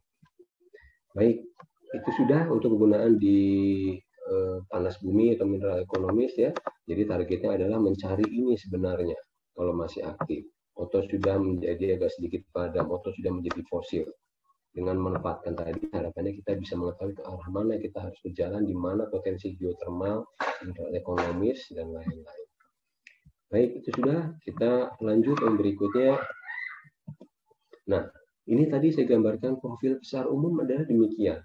Pada lerengnya, maka dia akan sempit. Begitu dia perubahan tekuk lereng, di sini, maka dia akan bergerak atau menyebar secara lateral. Ya, fluida kan begitu horizontal ya, maka dia akan kemudian menyebar secara lateral.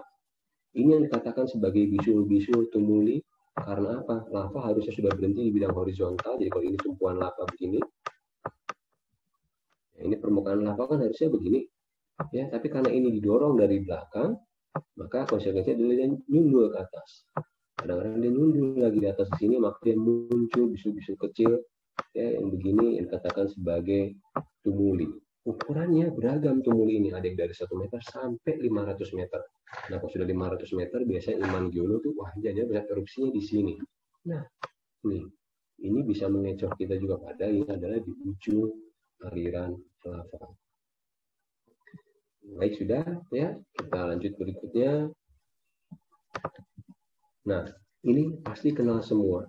Ini adalah fasies gunung api, perselingan antara lava piroklastik, ada kehadiran fen-fen Dexia di dekat sini, gitu ya. Kemudian ada di bagian medialnya ada lahar, di bagian distalnya adalah resedimentasi dari material semua ini.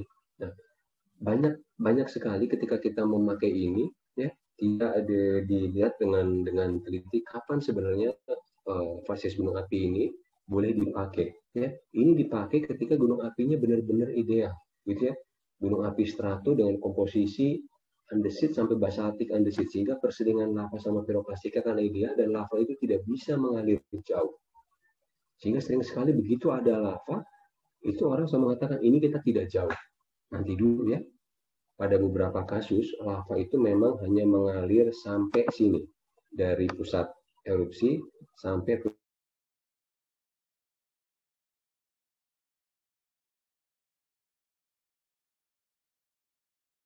ya, ada beberapa kasus ya, lava itu hanya mengalir sampai batas vertikal ini. Tetapi bisa nggak lebih jauh? Nah, ini yang harus kita inikan. Karena begitu lava mengalir jauh dan dianggap lava itu pasti bisa dekat erupsi, jadinya bisa misinterpretasi. Sebagai contoh, rumah saya itu di Bandung itu berada di Antapani, sekitar kurang lebih 35 km dari Tangkuban Perahu. Pada waktu saya makan sama anak saya di bakso itu di pinggir sungai, yang menarik itu adalah bukan baksonya, rasanya biasa saja. Yang menarik adalah ada singkapan lava yang ternyata kontinu sampai Tangkuban Perahu. Berapa jaraknya? 35, kurang lebih 37 lah, kalau dipaskan ya. Di mana posisinya? Jauh di ujung sini. Ketika saya ngebor air tanah, ternyata airnya tidak hangat, air biasa. Artinya lava bisa mengalir sejauh itu. Itu harus kita pegang. Supaya konsep vulkanostratigrafi ini kalau ada lava pasti dekat. Nah, itu harus hati-hati. Kenapa bisa demikian? Saya tampilkan ya ininya ya. Nah, ternyata viskositas lava salah satu dipengaruhi oleh temperatur. Semakin tinggi temperaturnya, maka viskositasnya akan semakin rendah. Akibatnya, lava ini, saya informasikan, ada suatu lava yang mengalir itu lebih dari 500 km. Ini 100 km-nya segini ya. Ini pantai barat di Portland ini, kemudian startnya itu dari Idaho, ya sebelah timurnya Oregon, dan kurang lebih 500 meter. Lava ini bisa nyampe dari sana ke ujung baratnya. Jadi kebayang, kalau kita dapat lava langsung mengatakan dekat pusat erupsi, kita bor di Bandung, ujungnya itu ternyata di Karangsambung, yang nggak dapat apa-apa kita. Dapatnya bahan galian C cocoknya, bukan potensi panas bumi. Dapat ya? Nah ini sebenarnya konsep vulkanostratigrafi bahwa bisa dipahami, lava itu bisa mengalir sampai sedemikian jauhnya. Jadi case Tangkuban Perahu mengalir sampai 35 km, 37 itu belum seberapa dibandingkan ini. Ya. Kemarin kita pada waktu survei Sunda Geopark juga melihat lava itu ya, lava yang cukup encer itu sehingga bisa mengalir, sehingga kita punya possibility dapat tube, ya lava tube di mana di bawah Tanggul itu karena lava kita cukup encer sehingga bentukan memanjang itu masih bisa kita jumpai. Baik, ini sudah ya. Kita ke yang lain. Sekarang contoh yang lain. Kalau jangan melihat dulu petrografi yang bawah, ya, ya. Tanpa kita mempertimbangkan stratigrafi, tanpa kita melihat litologi, kalau mendapatkan ini di bawah permukaan, kurang lebih gambarannya gimana? Wah, ini menarik nih, ya. Mungkin terumbu, gitu ya. Mungkin suatu perlapisan yang membentuk antiklim dan lain-lain. Ya. Nah, suatu perusahaan minyak pada waktu melihat ini adalah ingin dibor nih, ingin dibor.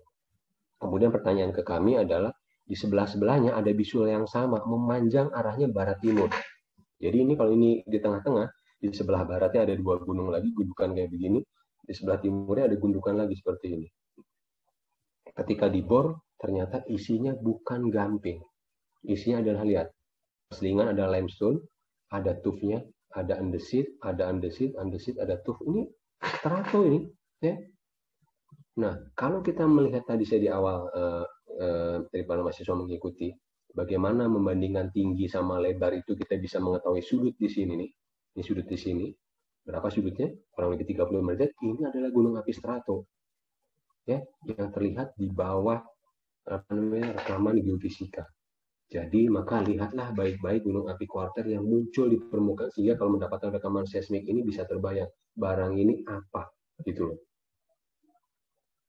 Ternyata hasilnya adalah gunung api strato. Pertanyaan saya nih ya buat mahasiswa semua, kalau saya punya gunung api barat timur ya, ini di baratnya masih ada dua, di timurnya ada dua, dan ini ternyata gunung api. Dengan melihat gunung api yang sekarang di permukaan itu juga trennya barat timur, menurut kita semua, barat timur dari rekaman seismik ini adalah gunung api yang sama dengan di permukaan, waktu berbeda.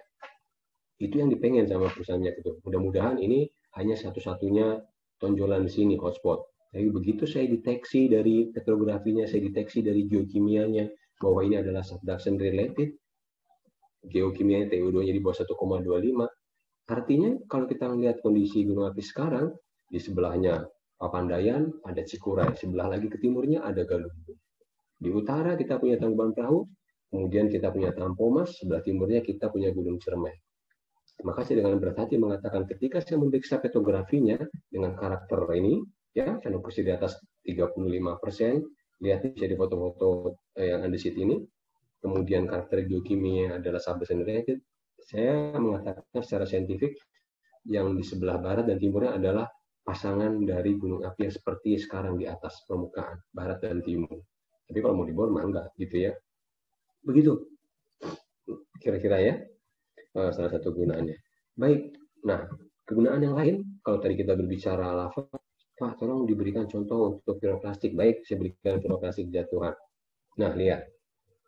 Kalau melihat gambar ini saja, kita mendapatkan seolah-olah ada sinklin di sebelah kiri, di sebelah kanan itu melengkung menjadi antiklin. Tanpa mempertimbangkan bahwa piroklastik itu bisa diendapkan tidak dalam keadaan horizontal mengikuti paleoslope, maka ini akan ditafsirkan menjadi sinklin antiklin. Akibatnya akan dihitung, dicari tegasan utamanya kemana. Ya? Padahal di gunung api ini sangat umum terjadi.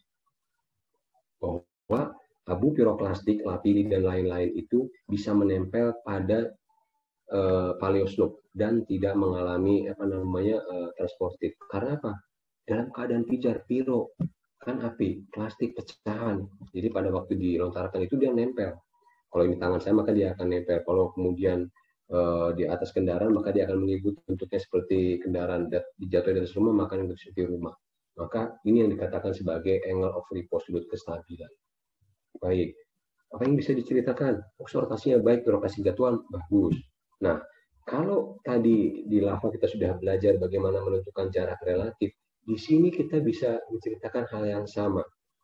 Kalau kita berjalan ke timur dan ke barat ternyata terjadi perubahan ukuran, ke arah timur semakin lebih kasar, ke arah barat semakin lebih halus, maka cara yang sama dipakai pada waktu kita menghasilkan untuk sedimentologi.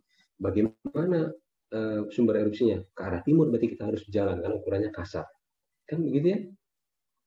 Kalau semakin halus berarti dia semakin semakin jauh dari pusat erupsinya. Nah, apalagi yang bisa kita eksplor dari piroklastik, kita lanjut. Nah, misalkan begini, di piroklastik ini kan di gambar ini tergambar jelas semakin dekat pusat erupsi ukurannya kasar, semakin jauh dia semakin halus. Yang piroklastik jatuhan juga demikian, semakin menghalus, semakin menjauhi. Itu harus diingat itu, ya. Ini adalah konsep dasar yang tetapi kadang-kadang dilupakan. Sebagai contoh ya, di dua gua yang ada di Tahura, gua Jepang itu, dengan cabang-cabangnya, kalau kita amati dengan baik, dari lubang-lubang gua yang terjajar itu ada perbedaan ukuran yang mengasar ke arah tertentu. Itu adalah kode sebenarnya. Kode buat orang kebumian bisa membaca kemana sebenarnya pusat erupsi, dari siapa saya dierupsikan. Itu harus bisa dibaca sama kita. Karena tidak ada pelangnya. Ya. Tetapi dengan melihat perubahan ukuran butir itu, kita bisa tahu. Jadi kalau saya berikan contoh, suatu area ukuran butirnya segini ya, kasar gitu ya. Di sini ada area kasar lagi. Di sini kasar. Di sini rada halus ya, lebih kecil gitu ya. Kemudian di sini titik-titik gitu ya. Di sini titik-titik. Apa yang mau kita tafsirkan? Oh, kita hubungkan kan begini ya. Ini tafsirkan begitu. Ini tafsirkan ke sana. Maka kita harus jalan ke arah sana untuk mencari source dari ini. Baru berdasarkan ukuran butir. Ya. Jadi apa yang dipakai, Pak? Apakah lava atau tergantung? Apa yang disediakan di lapangan? Apakah lava yang tersedia? Apakah pirokasi? Atau dua-duanya? Atau ada lahar juga? Kita pakai. Maka kita akan bisa tahu ke arah mana sebenarnya pusat erupsi sini. Ya. Nanti mudah-mudahan setelah kuliah ini, adik-adik kalau jalan ke lapangan, ekskursi itu tidak hanya pada level deskripsi ini apa, sudah mulai memikirkan bagaimana mekanismenya, apakah ini semakin menjauh apa jatuhan, aliran atau set ke arah mana saya harus berjalan ke pusat erupsi, ke arah mana sebaliknya, itu penting, mulai harus dilatih sama kita. Kita lanjutkan. Nah, berikutnya setelah tahu ini kita bisa manfaatkan juga yang lain adalah nih ya. Jadi kalau esfol itu akan mengikuti paleoslope-nya sehingga seperti selimut tumpangan di atas ini ya. Ketebalannya akan sama, tapi hati-hati nih, ketebalan yang sama ini hanya pada topografi yang sama gitu. Jadi kalau misalkan kelut meletus, kok katanya gambar ini ketebalannya sama ya, tapi yang satu dekat dengan sumber erupsi, yang satu jauh. Maka ketebalan itu juga sebagai indikasi yang tebal akan lebih dekat, sementara semakin jauh akan semakin tipis. Ini contohnya adalah endapan set ya. Itu kalau kita endapan set itu sortasinya di antara jatuhan dengan aliran yang buruk. Jadi kadang-kadang sedang ada cross laminasi dan lain-lain. Itu persis seperti kalau kita ada ruangan berdebu, kemudian adik-adik sholat menjatuhkan sejadah atau menjatuhkan tas dan lain, debunya berterbangan. Nah itu namanya surge itu terbentuk. Sehingga kadang-kadang kita muncul silang siur seperti ini. Ya, itu sudah.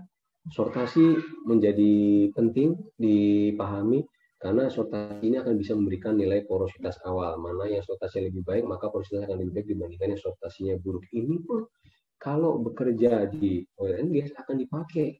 Ya. Jadi mikroplastik aliran jatuhan sama arset porositasnya berbeda. Kenapa? Karena secara primary sortasinya juga berbeda. Nah itu yang kadang-kadang tidak dicermati dengan baik. Padahal kalau di sini plastik kita perhatikan benar ya, mana batu pasir yang anit, mana yang weki, mana yang talak akar, mana yang bukan. Karena tujuannya mencari ini sebenarnya.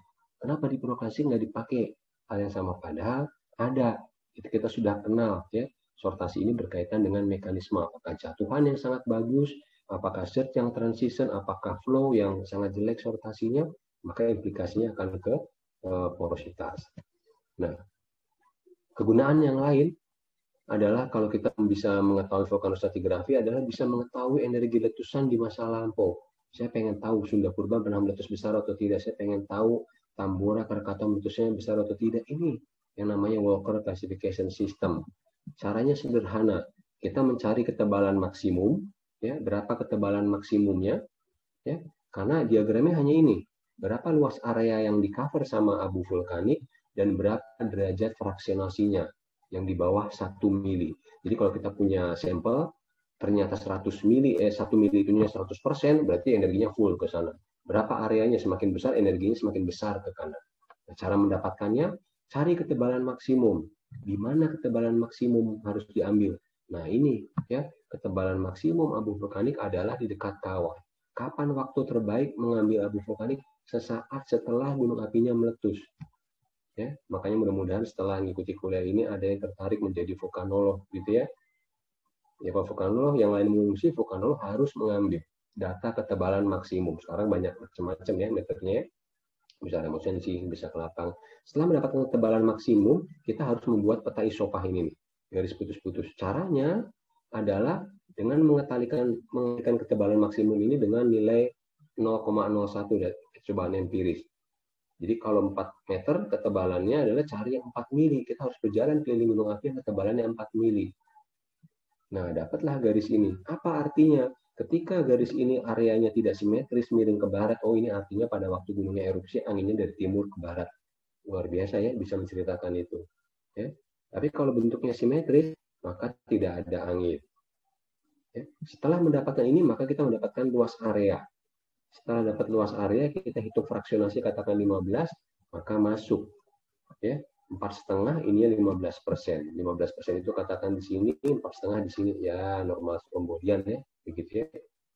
Tetapi gambaran ini pasti kalau dilakukan prediksi akan menjadi pesimis. Karena ketebalan maksimum ini sudah dierosi, diambil sama air, digali sama orang, sudah mengalami kompaksi. Makanya kalau menghitung ketebalan atau energi letusan suatu gunung api yang purba, biasanya kok tidak ngeri-ngeri amat ya? Karena ternyata ketebalannya itu sudah dierosi, bukan ketebalan sebenarnya. Mudah-mudahan bisa diikuti karena hujan, karena kompaksi, diambil sama orang, dan sebagainya. Ada lagi, ya. Nah, ini juga vulkanostratigrafi. Bagaimana letusan gunung api itu mempunyai makna dan bisa digunakan. Ya, mudah-mudahan ini bermanfaat buat kita yang tinggal di sekitar gunung api seperti di Indonesia. Ketika gunung api meletus efusif, pertama kali dia akan meletus itu tidak langsung keluar aliran lava, tapi akan mancur dulu, yang namanya strombolian. Semakin tinggi lava fontennya, berarti kita sedang menuju pertunjukan utama. Begitu lava fontennya habis, maka yang keluar adalah aliran lava. Percaya sama saya, percaya sama Bapak Ibu dosen kalian, kalau kalian nanti menjadi relawan, yang ditanya itu tidak akan ditanya, apakah letusannya ini adalah sutsean, strombolian, nggak akan ditanya. Apakah ini magmanya basah, ultra basah, kan nggak akan ditanya. Tanya adalah langsung lebih kejam lagi. Mas, Mbak, kapan gunung api ini akan berhenti? Waduh, saya bilang, baru datang kok sudah ditanya kapan akan berhenti. Inilah gunanya vulkanostratigrafi dengan menggunakan Ritman diagram. Ketika mengamati letusan gunung berapi dan lava fonten yang masih keluar semakin tinggi, artinya sedang menuju pertunjukan utama. Ketika aliran lavanya keluar, berarti sudah mau fase penutupan. Bisa diikutin ya, mudah-mudahan. Yang eksplosif, ada lambang segitiga, ada lambang bulat, dan lambang titik-titik. Lambang segitiga ini adalah vent clearing. Artinya pembukaan kubah lava, membuang material yang ada di dalam dasar, yang ada di kawah. kalau meminum soda itu sedang membuka tutup botol. Yang bulat-bulat lingkaran besar ini adalah amis sama skorianya, berarti pertunjukan utamanya. Yang titik-titik ini adalah abu vulkaniknya. Pada waktu 2018 atau meletus dan saya akhir tahun ke sana sampai awal tahun itu, tidak ada yang bisa memberitahu ke saya kecuali saya bisa memahami ritman. Apakah ini fase bahaya atau tidak.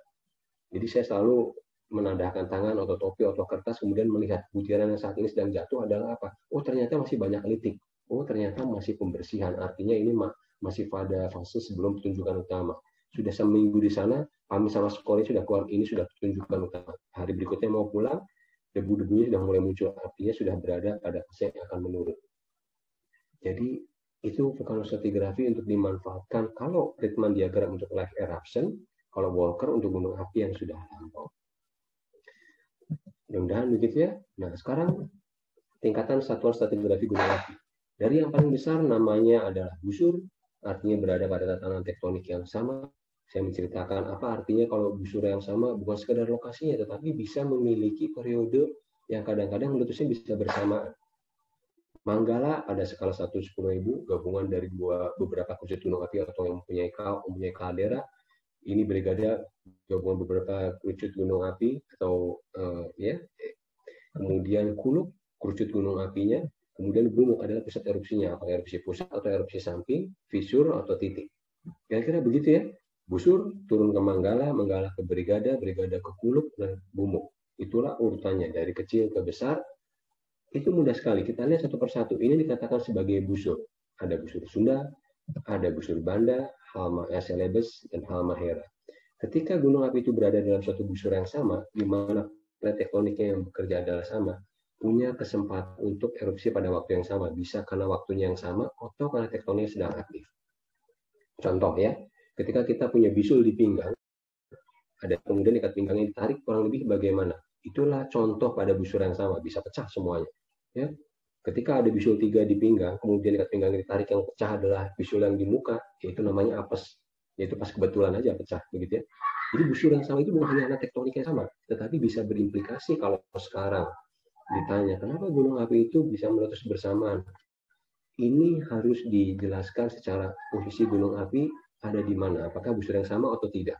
Kalau tidak, ya katakan di Merapi dan kemudian aktif di sini di Halmahera, bisa jadi periodenya yang pas kebetulan sama. Tapi kalau di Krakatau, Merapi dan Semeru bersama berada busur yang sama, mungkin ada sesuatu yang menjadi di sini adalah yang bersama-sama. Begitu ya? Itu implikasinya kita busur.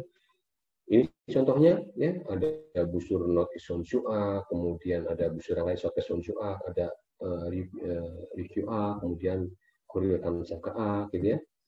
Nah, Manggala Brigada ya, gabungan dari beberapa kerucut yang membentuk kaldera gitu ya.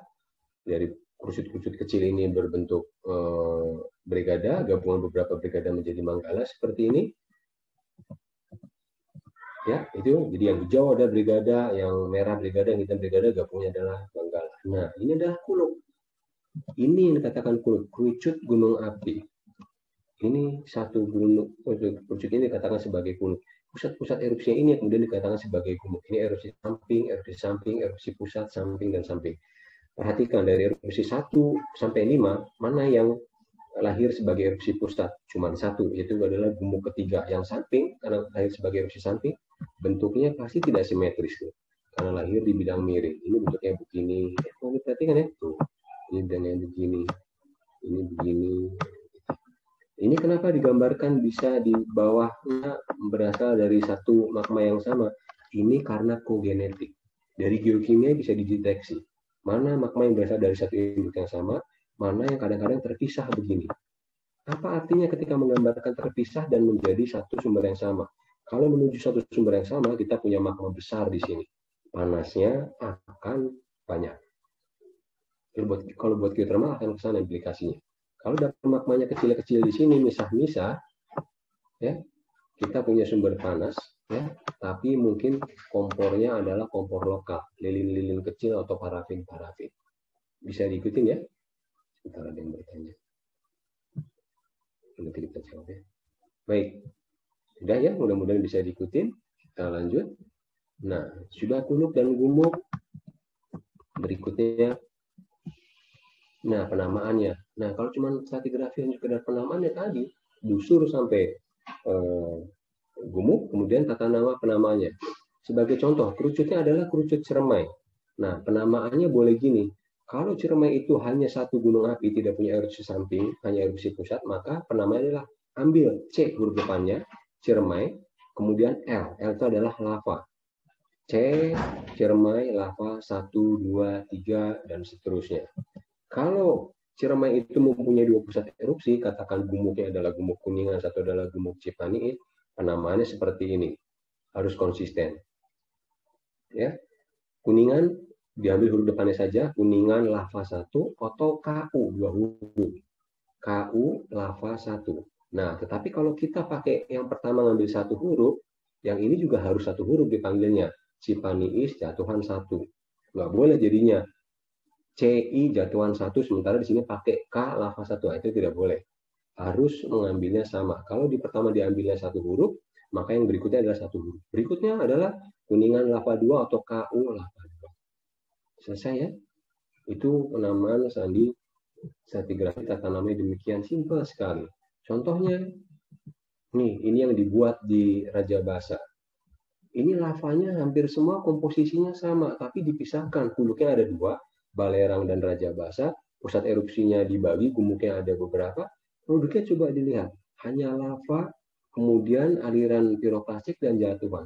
Kalau pakai peta litostratigrafi, maka umur Balerang ini satu periode yang sama, warna lava itu cuma menjadi 1. Raja Basa ini menjadi 1 warna. Begitu simpel warnanya ya. Tetapi kita kehilangan informasi.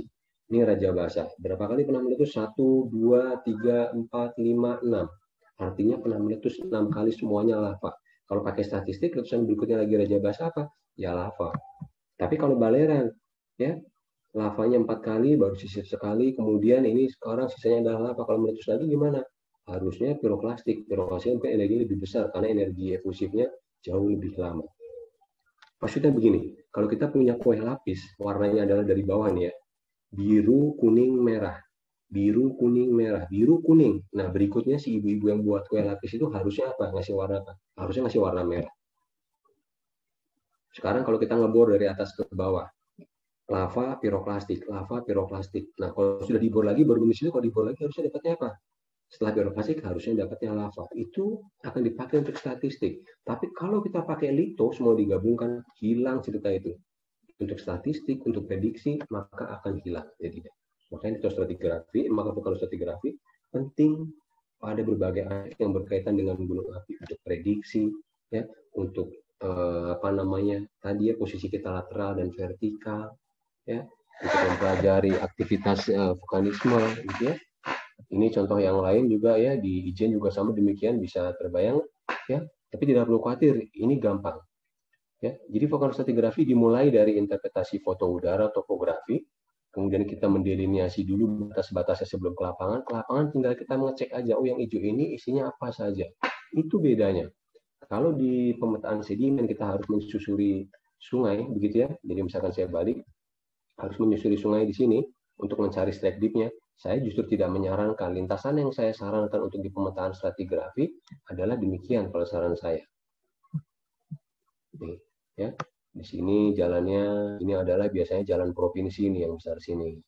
Nah, yang ini naik ke atas sini, jalannya adalah jalan desa, mungkin motor setapak. Saya tidak menyarankan mengikuti sungai, karena kalau mengikuti sungai ini coba, dari bawah ke atas, litologinya hanya lava yang RAL4 dengan Balerang ini. Hanya 2 litologi. Bayangkan kalau kita memotong seperti ini, maka itu lebih baik.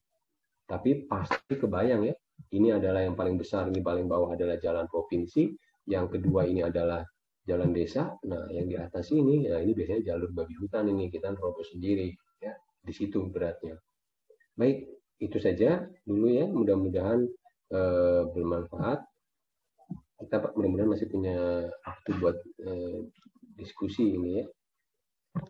Baik, mudah-mudahan setelah mengikuti ini para mahasiswa siap ya. Jadi saya bacakan quote-nya ini. Jadi kalau bukan kita yang ngurusin atau membangun Indonesia dan mengurusin gunung apinya sendiri, jangan harap orang lain. Ingat itu ya.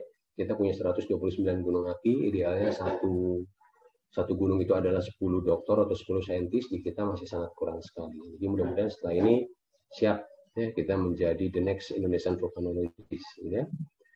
Nah, akhirnya kan begini ya. Kita gunung apinya meletus ya kita api ini gunung api yang meletus, kita ada kearifan lokal, kita tangkap, ada manfaatnya juga kita terima, nggak bisa lari kemana-mana ya, hidup harmoni dengan gunung api ya. Baik, terima kasih. Saya balikan dulu ke ini moderator. Gimana? Silakan, ada yang ingin ditanyakan sebelum saya berikan kuis ini buat mahasiswa ya.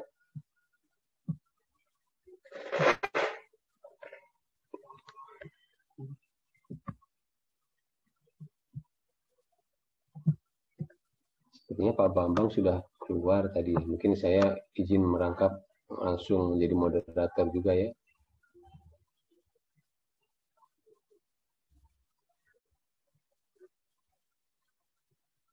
Nah, ini pertanyaan yang pertama dari Mbak Hana ini. Pak izin bertanya, apakah kita bisa melakukan pemetaan yang outputnya menjadi peta isopah di gunung api yang sudah lama meletus, 1,5–1–5 tahun yang lalu? Karena kita harus menggunakan tebalan maksimal ketika pasca erupsi. Kemudian ketika bisa, apakah ketebalannya akan akurat? Namun jika tidak bisa, bagaimana menginterpretasi tipe erupsinya selain dari peta isopah? Terima kasih. Baik, benar. Semakin lama jeda waktunya, maka akan semakin besar kemungkinan kita mendapatkan ketebalan yang tidak sebenarnya. Itu yang terjadi pada waktu kita, bukan kita ya, pada waktu Jepang memprediksi tsunami 2011 pada waktu di sana. Mereka menggunakan endapan tsunami sebagai fungsi dari energi. Kalau endapan sekian, maka energinya akan semakin tebal, akan semakin besar. Nah, tapi ada satu yang kemudian tidak terkonfirmasi dengan baik. Berapa lama waktu itu kemudian sampai mengalami kontraksi? Kalau ini pakai ketebalan terakhir, maka prediksi kita biasanya akan menjadi lebih pesimis. Karena ketebalan itu pasti sudah hilang karena eraksi, kompaksi, dan lain-lain. Itu yang terjadi.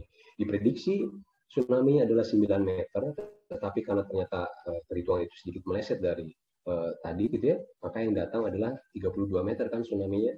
Ya, bisa terbayang dipasang bendungan 9 meter itu ya, penyangga itu, tapi yang datang 32 meter itu loncat tali aja. Karena kalau di gunung api bagaimana? Hal yang sama, semakin lama kita akan semakin kehilangan informasi tersebut. Tetapi ada cara lain nih, ada cara lain untuk mengestimasi gitu ya, seberapa besar energi pada waktu meletus adalah kalau kita punya suatu kristal mineral itu terbentuk pada kedalaman dan temperatur tertentu. Nah, itu yang kita bisa ukur sebagai mineral termobarimetri, bisa mengukur temperatur dan tekanan yang kemudian bisa kita konversikan ke kedalaman. Jadi dengan mengetahui kedalaman, kita bisa konversikan ke tekanan. Kita bisa tahu seberapa besar kemungkinan energi itu dikeluarkan kalau digabungkan dengan temperatur. Ya. Contoh ya, jadi dengan tekanan dan temperatur itu kita melakukan perjalanan balik ke letusan 1700 sekian di Papandayan. Letusan besar itu korbannya banyak sekali, ya, ribuan ternak, kemudian berapa orang, tapi ada 8 orang ada orang yang selamat berlindung di belakang pohon pisang nih, semua ya. Akibatnya apa? Saya khawatir kalau nanti letusan Sinabung, Merapi itu pernah mendengar cerita Papandayan itu selamat karena menanam pohon pisang. Saya khawatir orang itu menanam pohon pisang, itu nggak mau diungsiin. Ternyata setelah saya studi di sana, kemudian disertasi saya di sana, bagaimana cara menjawabnya? Diukurlah temperaturnya. Pada waktu saya ukur temperatur erupsi, temperaturnya hanya berapa? Hanya kurang lebih sekitar 50 derajat sampai 60 derajat. Kalau kita dibakar di 50 derajat 60 derajat, bagaimana? Kemungkinan masih bisa selamat, meskipun luka bakar sedang sampai berat. Tetapi begitu menghitung volume dikonversikan jarak, maka kita mendapatkan kecepatan. Itu yang tidak bisa kita terima. Ternyata kecepatannya adalah 250 km per jam, paling cepat. Paling lambatnya 150 km per jam. Artinya apa? Pohon pisang tidak akan bisa menahan kecepatan dari batuan pirokrasi kalau kecepatannya 150 km per jam. Saya punya donat, dilemparkan ke Mbak Hana, itu ditangkap. Kalau donatnya pelan. Tapi kalau donatnya 150 per jam, donat yang makan kepala kita. Nah, jadi tekanan, ya, temperatur dikombinasikan, kita bisa tahu seberapa besar energinya. Mudah-mudahan menjawab ya, Mbak Hana, nanti kalau enggak kita bisa lanjutkan.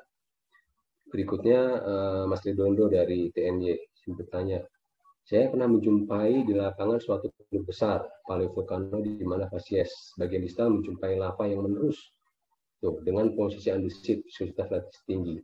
Dari batuan sekitarnya, kemudian lava tersebut dari sumber berbeda. Nah, ya, ketika kita mempunyai distal sudah jauh, tetapi kasusnya kayak Mas Redondo ini ternyata andesitis, itu bagaimana? Apakah bisa jauh? Apakah berasal dari sumber yang sama?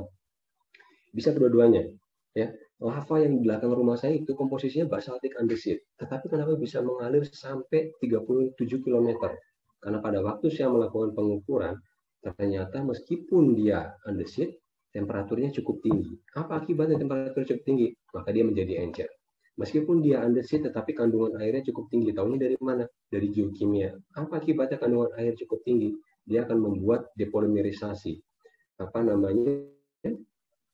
SiO2-nya itu menjadi rantai-rantai pendek sehingga bisa mengalir jauh. Kalau di daerah Mas Redondo itu di Paleovolcano tidak ada indikasi tinggian-tinggian yang mungkin jadi pusat erupsi, mungkin itu adalah lava yang sama. Tetapi kalau ternyata sudah distal ada tinggian yang dicurigai, itu bisa jadi berasal dari erupsi samping. Ya, jadi bisa dua hal. Sudah, kemudian dari apa yang sudah disampaikan Bapak, apakah kakar belembar terbentuk tegak lurus dengan aliran akibat extension? Nah, ini sepertinya benar-benar cukup sebentar lagi. Kekar berlembar itu terbentuk kalau ada gangguan slope. Kalau bidangnya itu horizontal dan cukup tebal, maka yang terjadi adalah sebaliknya, yaitu adalah kekar kolom. Izin menggambarkan. Jadi kalau bidangnya adalah horizontal dan ini miring, maka lava yang mengalir di atas begini, ini ada gaya yang bekerja, dorongan ke sana, tarikan ke bawah gravitasi, maka kekar belembarnya akan terbentuk di bagian sini searah dengan lereng. Ini miringnya sama. Di sini ada dorongan ke sana horizontal, gitu ya, tapi ada dorongan dari belakang, maka kekar belembarnya terpancung. Jadi harus ada gangguan slope. Tapi kalau lava itu mengalir pada bidang yang horizontal, ya, gitu ya, horizontal dan tidak ada gangguan slope, maka lava itu akan mulai mendingin. Dari mana? Dari atas karena kontak dengan ini. Dari bawah karena kontak dengan bagian ini. Kemudian akan nyambung ke atas. Ini yang dikatakan sebagai kekar kolom. Bentuknya di atas bagaimana kekar kolom? Semakin sempurna, bentuknya akan semakin segi 6. Ya. Nah, itu yang saya ingin sampaikan, bahwa kekar kolom itu jangan ditafsirkan hanya satu hal, bahwa dia pasti tegak lurus arah aliran. Kalau kolomnya itu cuma satu, saya tanya, dari mana arahnya? Informasi itu jadi tidak bermanfaat, karena 360 derajat.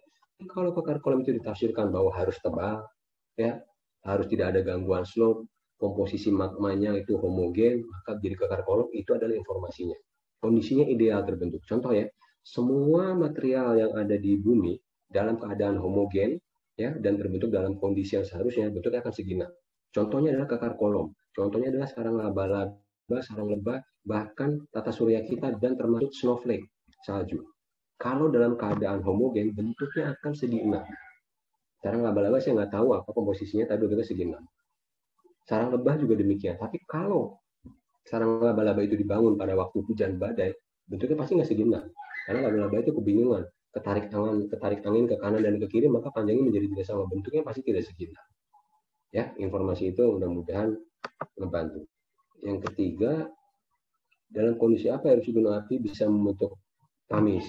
Nah, kita bedakan dulu pamis sama skoria. Ya, pamis yang lebih intermediate asam, gitu ya, skoria yang lebih intermediate ke basah. Bisa terjadi keduanya ketika gasnya sangat jenuh sekali. Ya, ketika banyak gas sehingga harusnya dikeluarkan secara eksplosif, maka pamis sama skoria bisa terbentuk. Ya, jadi pada kondisi eksplosif salah satunya adalah di-trigger, ya, dari kandungan gas, gitu ya, itu bisa menghasilkan pamis, bisa menghasilkan skoria. Ini sudah siapa ini? Mas Dirga Wahyujar ya. Apakah sewaktu gunung api memasuki fase membangun terjadi penurunan viskositas magma dan tipe letusannya efusif, karena bila letusan efusif justru akan menghancurkan morfologi. Begini ya, antara membangun dan menghancurkan itu harus kombinasi. Apakah energi yang dikeluarkan eksplosif itu kemudian sejalan dengan daya tahan tubuhnya, maka dia akan membangun. Tapi kalau eksplosifnya lebih besar dari kemampuan daya tahan tubuhnya, maka dia akan hilang. Gitu ya. Mudah-mudahan bisa diikuti. Jadi pelontaran energi keluarnya itu ya, accelerate itu lebih besar daripada daya tahan tubuhnya, ya dia tidak membangun. Jadi kalau panci mau membangun itu pancinya cukup kuat tutupnya, terus ada keluaran di sini, begitu, nah itu membangun. Tapi kalau pancinya tidak bisa menutup, ya hilang, gitu ya, baik efusi maupun efusi.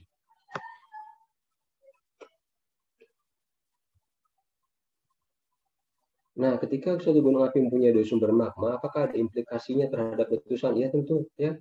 Ketika mempunyai dua sumber magma, salah satu letusannya adalah ketika suatu gunung itu dikasih dua sumber, maka akan menjadi anak sehat. Contohnya Krakatau, contohnya Toba. Toba adalah gunung api yang paling besar di Sumatera. Kenapa? Karena ada dua sumber.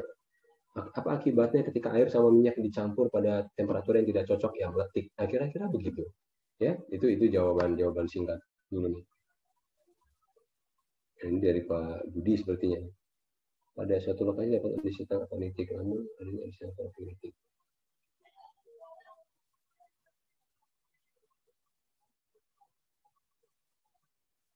Baik, nah ketika satu lokasi mendapatkan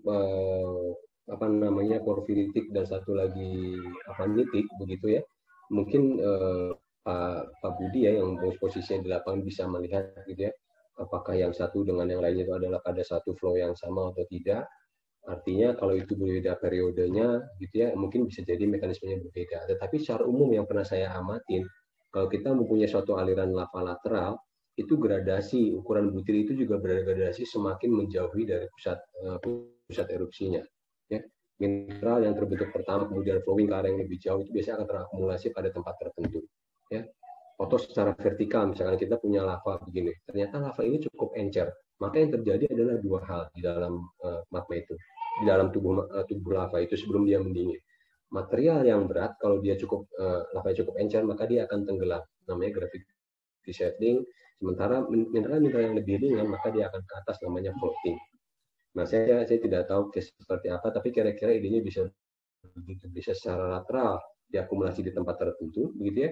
Bisa secara vertikal juga dia berubah karena ada yang tenggelam, ada juga yang floating. Untuk vulkanolosa tadi,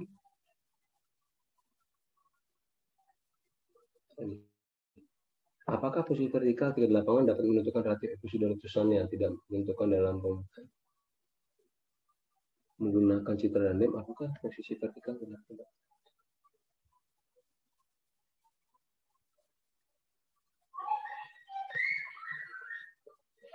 Iya benar. Jadi pada waktu pemetaan vulkanostratigrafi itu sebenarnya kita sebelum ke lapangan itu bisa mendapat estimasi dengan tumpang tindih dari pola kontur, kemudian mana secara relatif dam-nya itu lebih rapat dan yang tidak. Tapi pada waktu di lapangan akan perlu dikonfirmasi di ground truth itu, gitu ya. Kadang-kadang begini, ya, dam sama topografi itu hanya menginterpretasikan perbedaan resistensi, tapi seringkali ternyata batuan itu ada batuan yang sama. Yang ternyata kalau batuan sama mempunyai pola kontur yang berbeda itu ditafsirkan satu yang lebih acak-acakan menjadi satu yang lebih tua, sementara yang satu lebih muda. Tetapi ground truth pengecekan sangat benar perlu dicek. Ya. Jadi kita tetap perlu ke lapangan, salah satunya tidak hanya mengambil litologi, tapi mengetahui mana yang bawah dan mana yang atas. Terima kasih Pak Budi ya. Baik, saya pikir, oh ya silakan satu lagi ya sebelum saya ngasih ini, karena saya ada kewajiban memberi pertanyaan ini. Pak Idam, ya, izin bertanya Pak, saya dari Unsur mau bertanya untuk analisis aliran lava melalui orientasi T9, apakah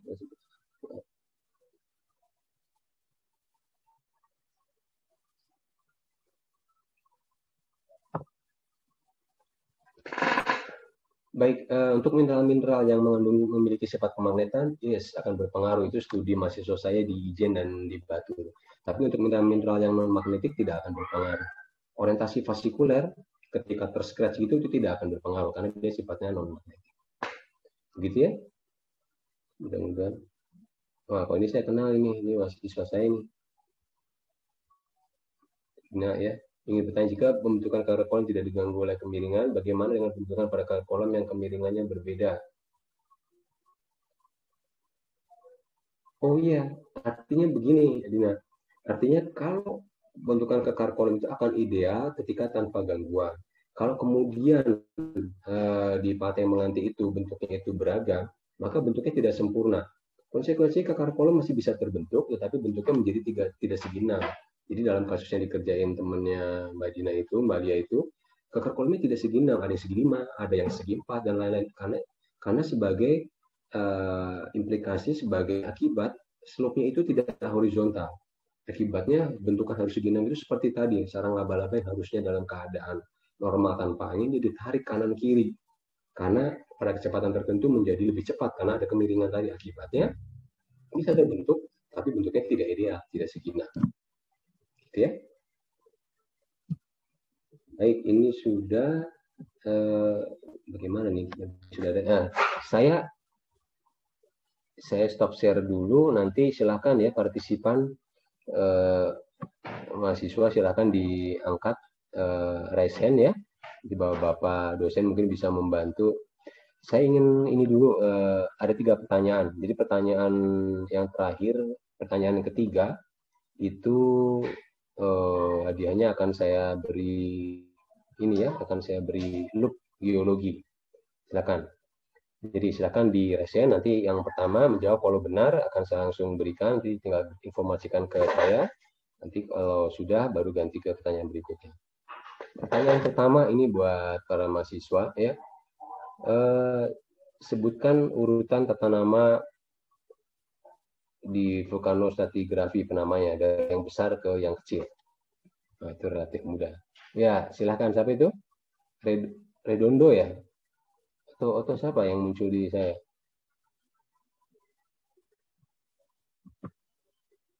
Redondo Asprilla.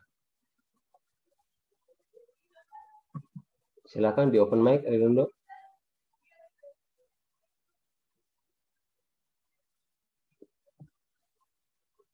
Mas Redondo Asprilla. Bisa nggak ya? Ask to mute. Oke, silakan. Di open mic aja, dijawab. Ya, Pak. Halo, apakah sudah terdengar?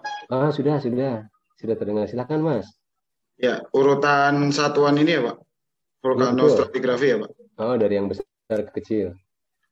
Dari yang besar itu ada Busur, lalu ke Manggala, lalu ke Brigada, lalu ke Kuluk, lalu ke Gumuk, Pak. Oke, benar ya. Baik ya, nanti saya catat, akan saya kirimkan loop geologi ya. Baik, nanti saya ini kan alamat email saya di chat, nanti bisa menuliskan nama dan alamat untuk dikirimkan. Baik, yang lainnya bisa lower hand dulu, jangan ngacung dulu karena belum saya berikan pertanyaan yang kedua. Pertanyaan kedua, loop dan juga komparator. Dan komparator ini ya. Sebutkan di mana lokasi tempat pembentukan gunung berapi.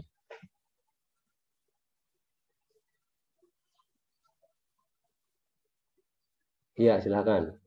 Mbak Sofi Iktina Hawan. Nanti kalau tidak, baru Mas Boy Utama.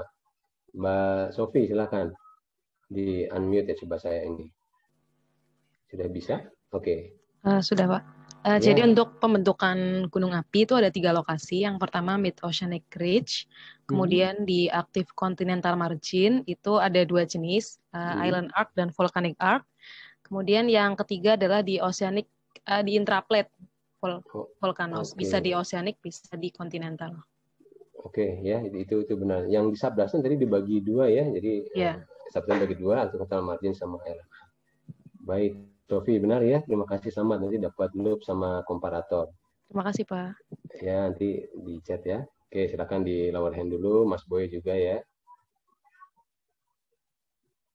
Nah, terakhir ya, ini saya berikan juga loop, komparator, sama replika palu geologi berbahan kayu jati. Nah, ini rada serius dikit ini ya pertanyaannya. Coba dijelaskan ke kami. Mengapa kita harus menggunakan vulkanostratigrafi?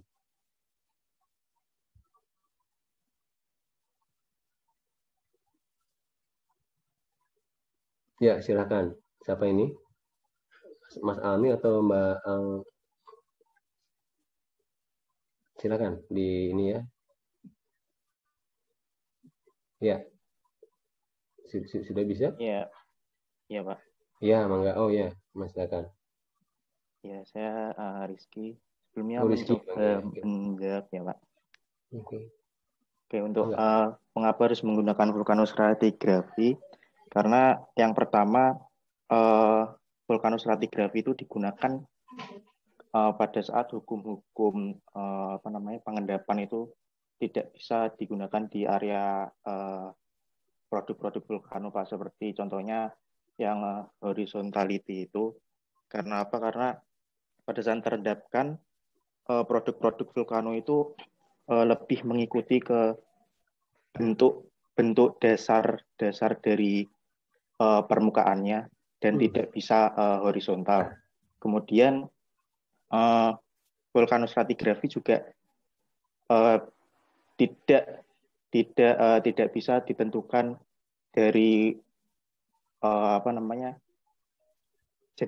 jadi satu gitu Pak.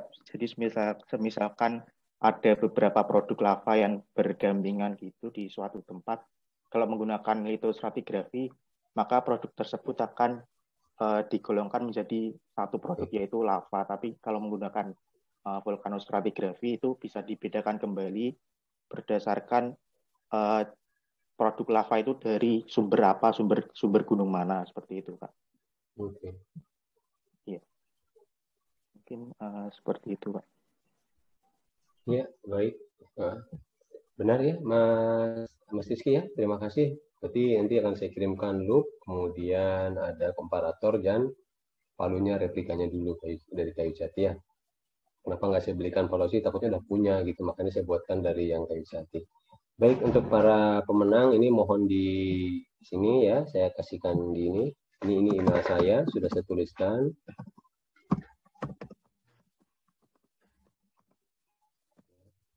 Silahkan nanti di email ke saya nama dan juga alamat pengirimannya. Dan bagi adik-adik mahasiswa yang sekiranya masih ada pertanyaan, silahkan, saya welcome. Kalau misalkan masih mau ditanyakan via email boleh. Kalau yang berdomisili sekitar Bandung mau ketemu juga di kampus ITB ya. Ya tentu pada ini ya, sekarang agak sedikit batas, ada pembatasan. Atau kontak via ini pun silahkan juga ya, mau pakai WA dan lain-lain sekiranya bisa akan saya bantu. Baik, itu ya. Kalau tidak ada lagi, saya ucapkan terima kasih. Mungkin Pak Bambang sudah keluar ya. Tidak ada, berarti ini saya sekaligus menutup Bapak Ibu dosen dan para mahasiswa semua. Terima kasih sudah berkenan kita berdiskusi sampai sore, mungkin sudah larut malam yang di Indonesia bagian timur gitu ya. Semoga bermanfaat, dan tentunya yang paling saya harapkan adalah ada yang mau mengurusi gunung api. Gitu ya. Baik Bapak Ibu, kalau tidak ada, mungkin bisa dinyalakan dulu ya. Saya mau ngambil fotonya, nanti buat saya laporkan ke Asprodi TG, kalau berkenan. Baik, silakan izin dinyalakan sama saya ambil fotonya ya. Oke, ya halaman pertama ya. Satu. Oke, slide kedua.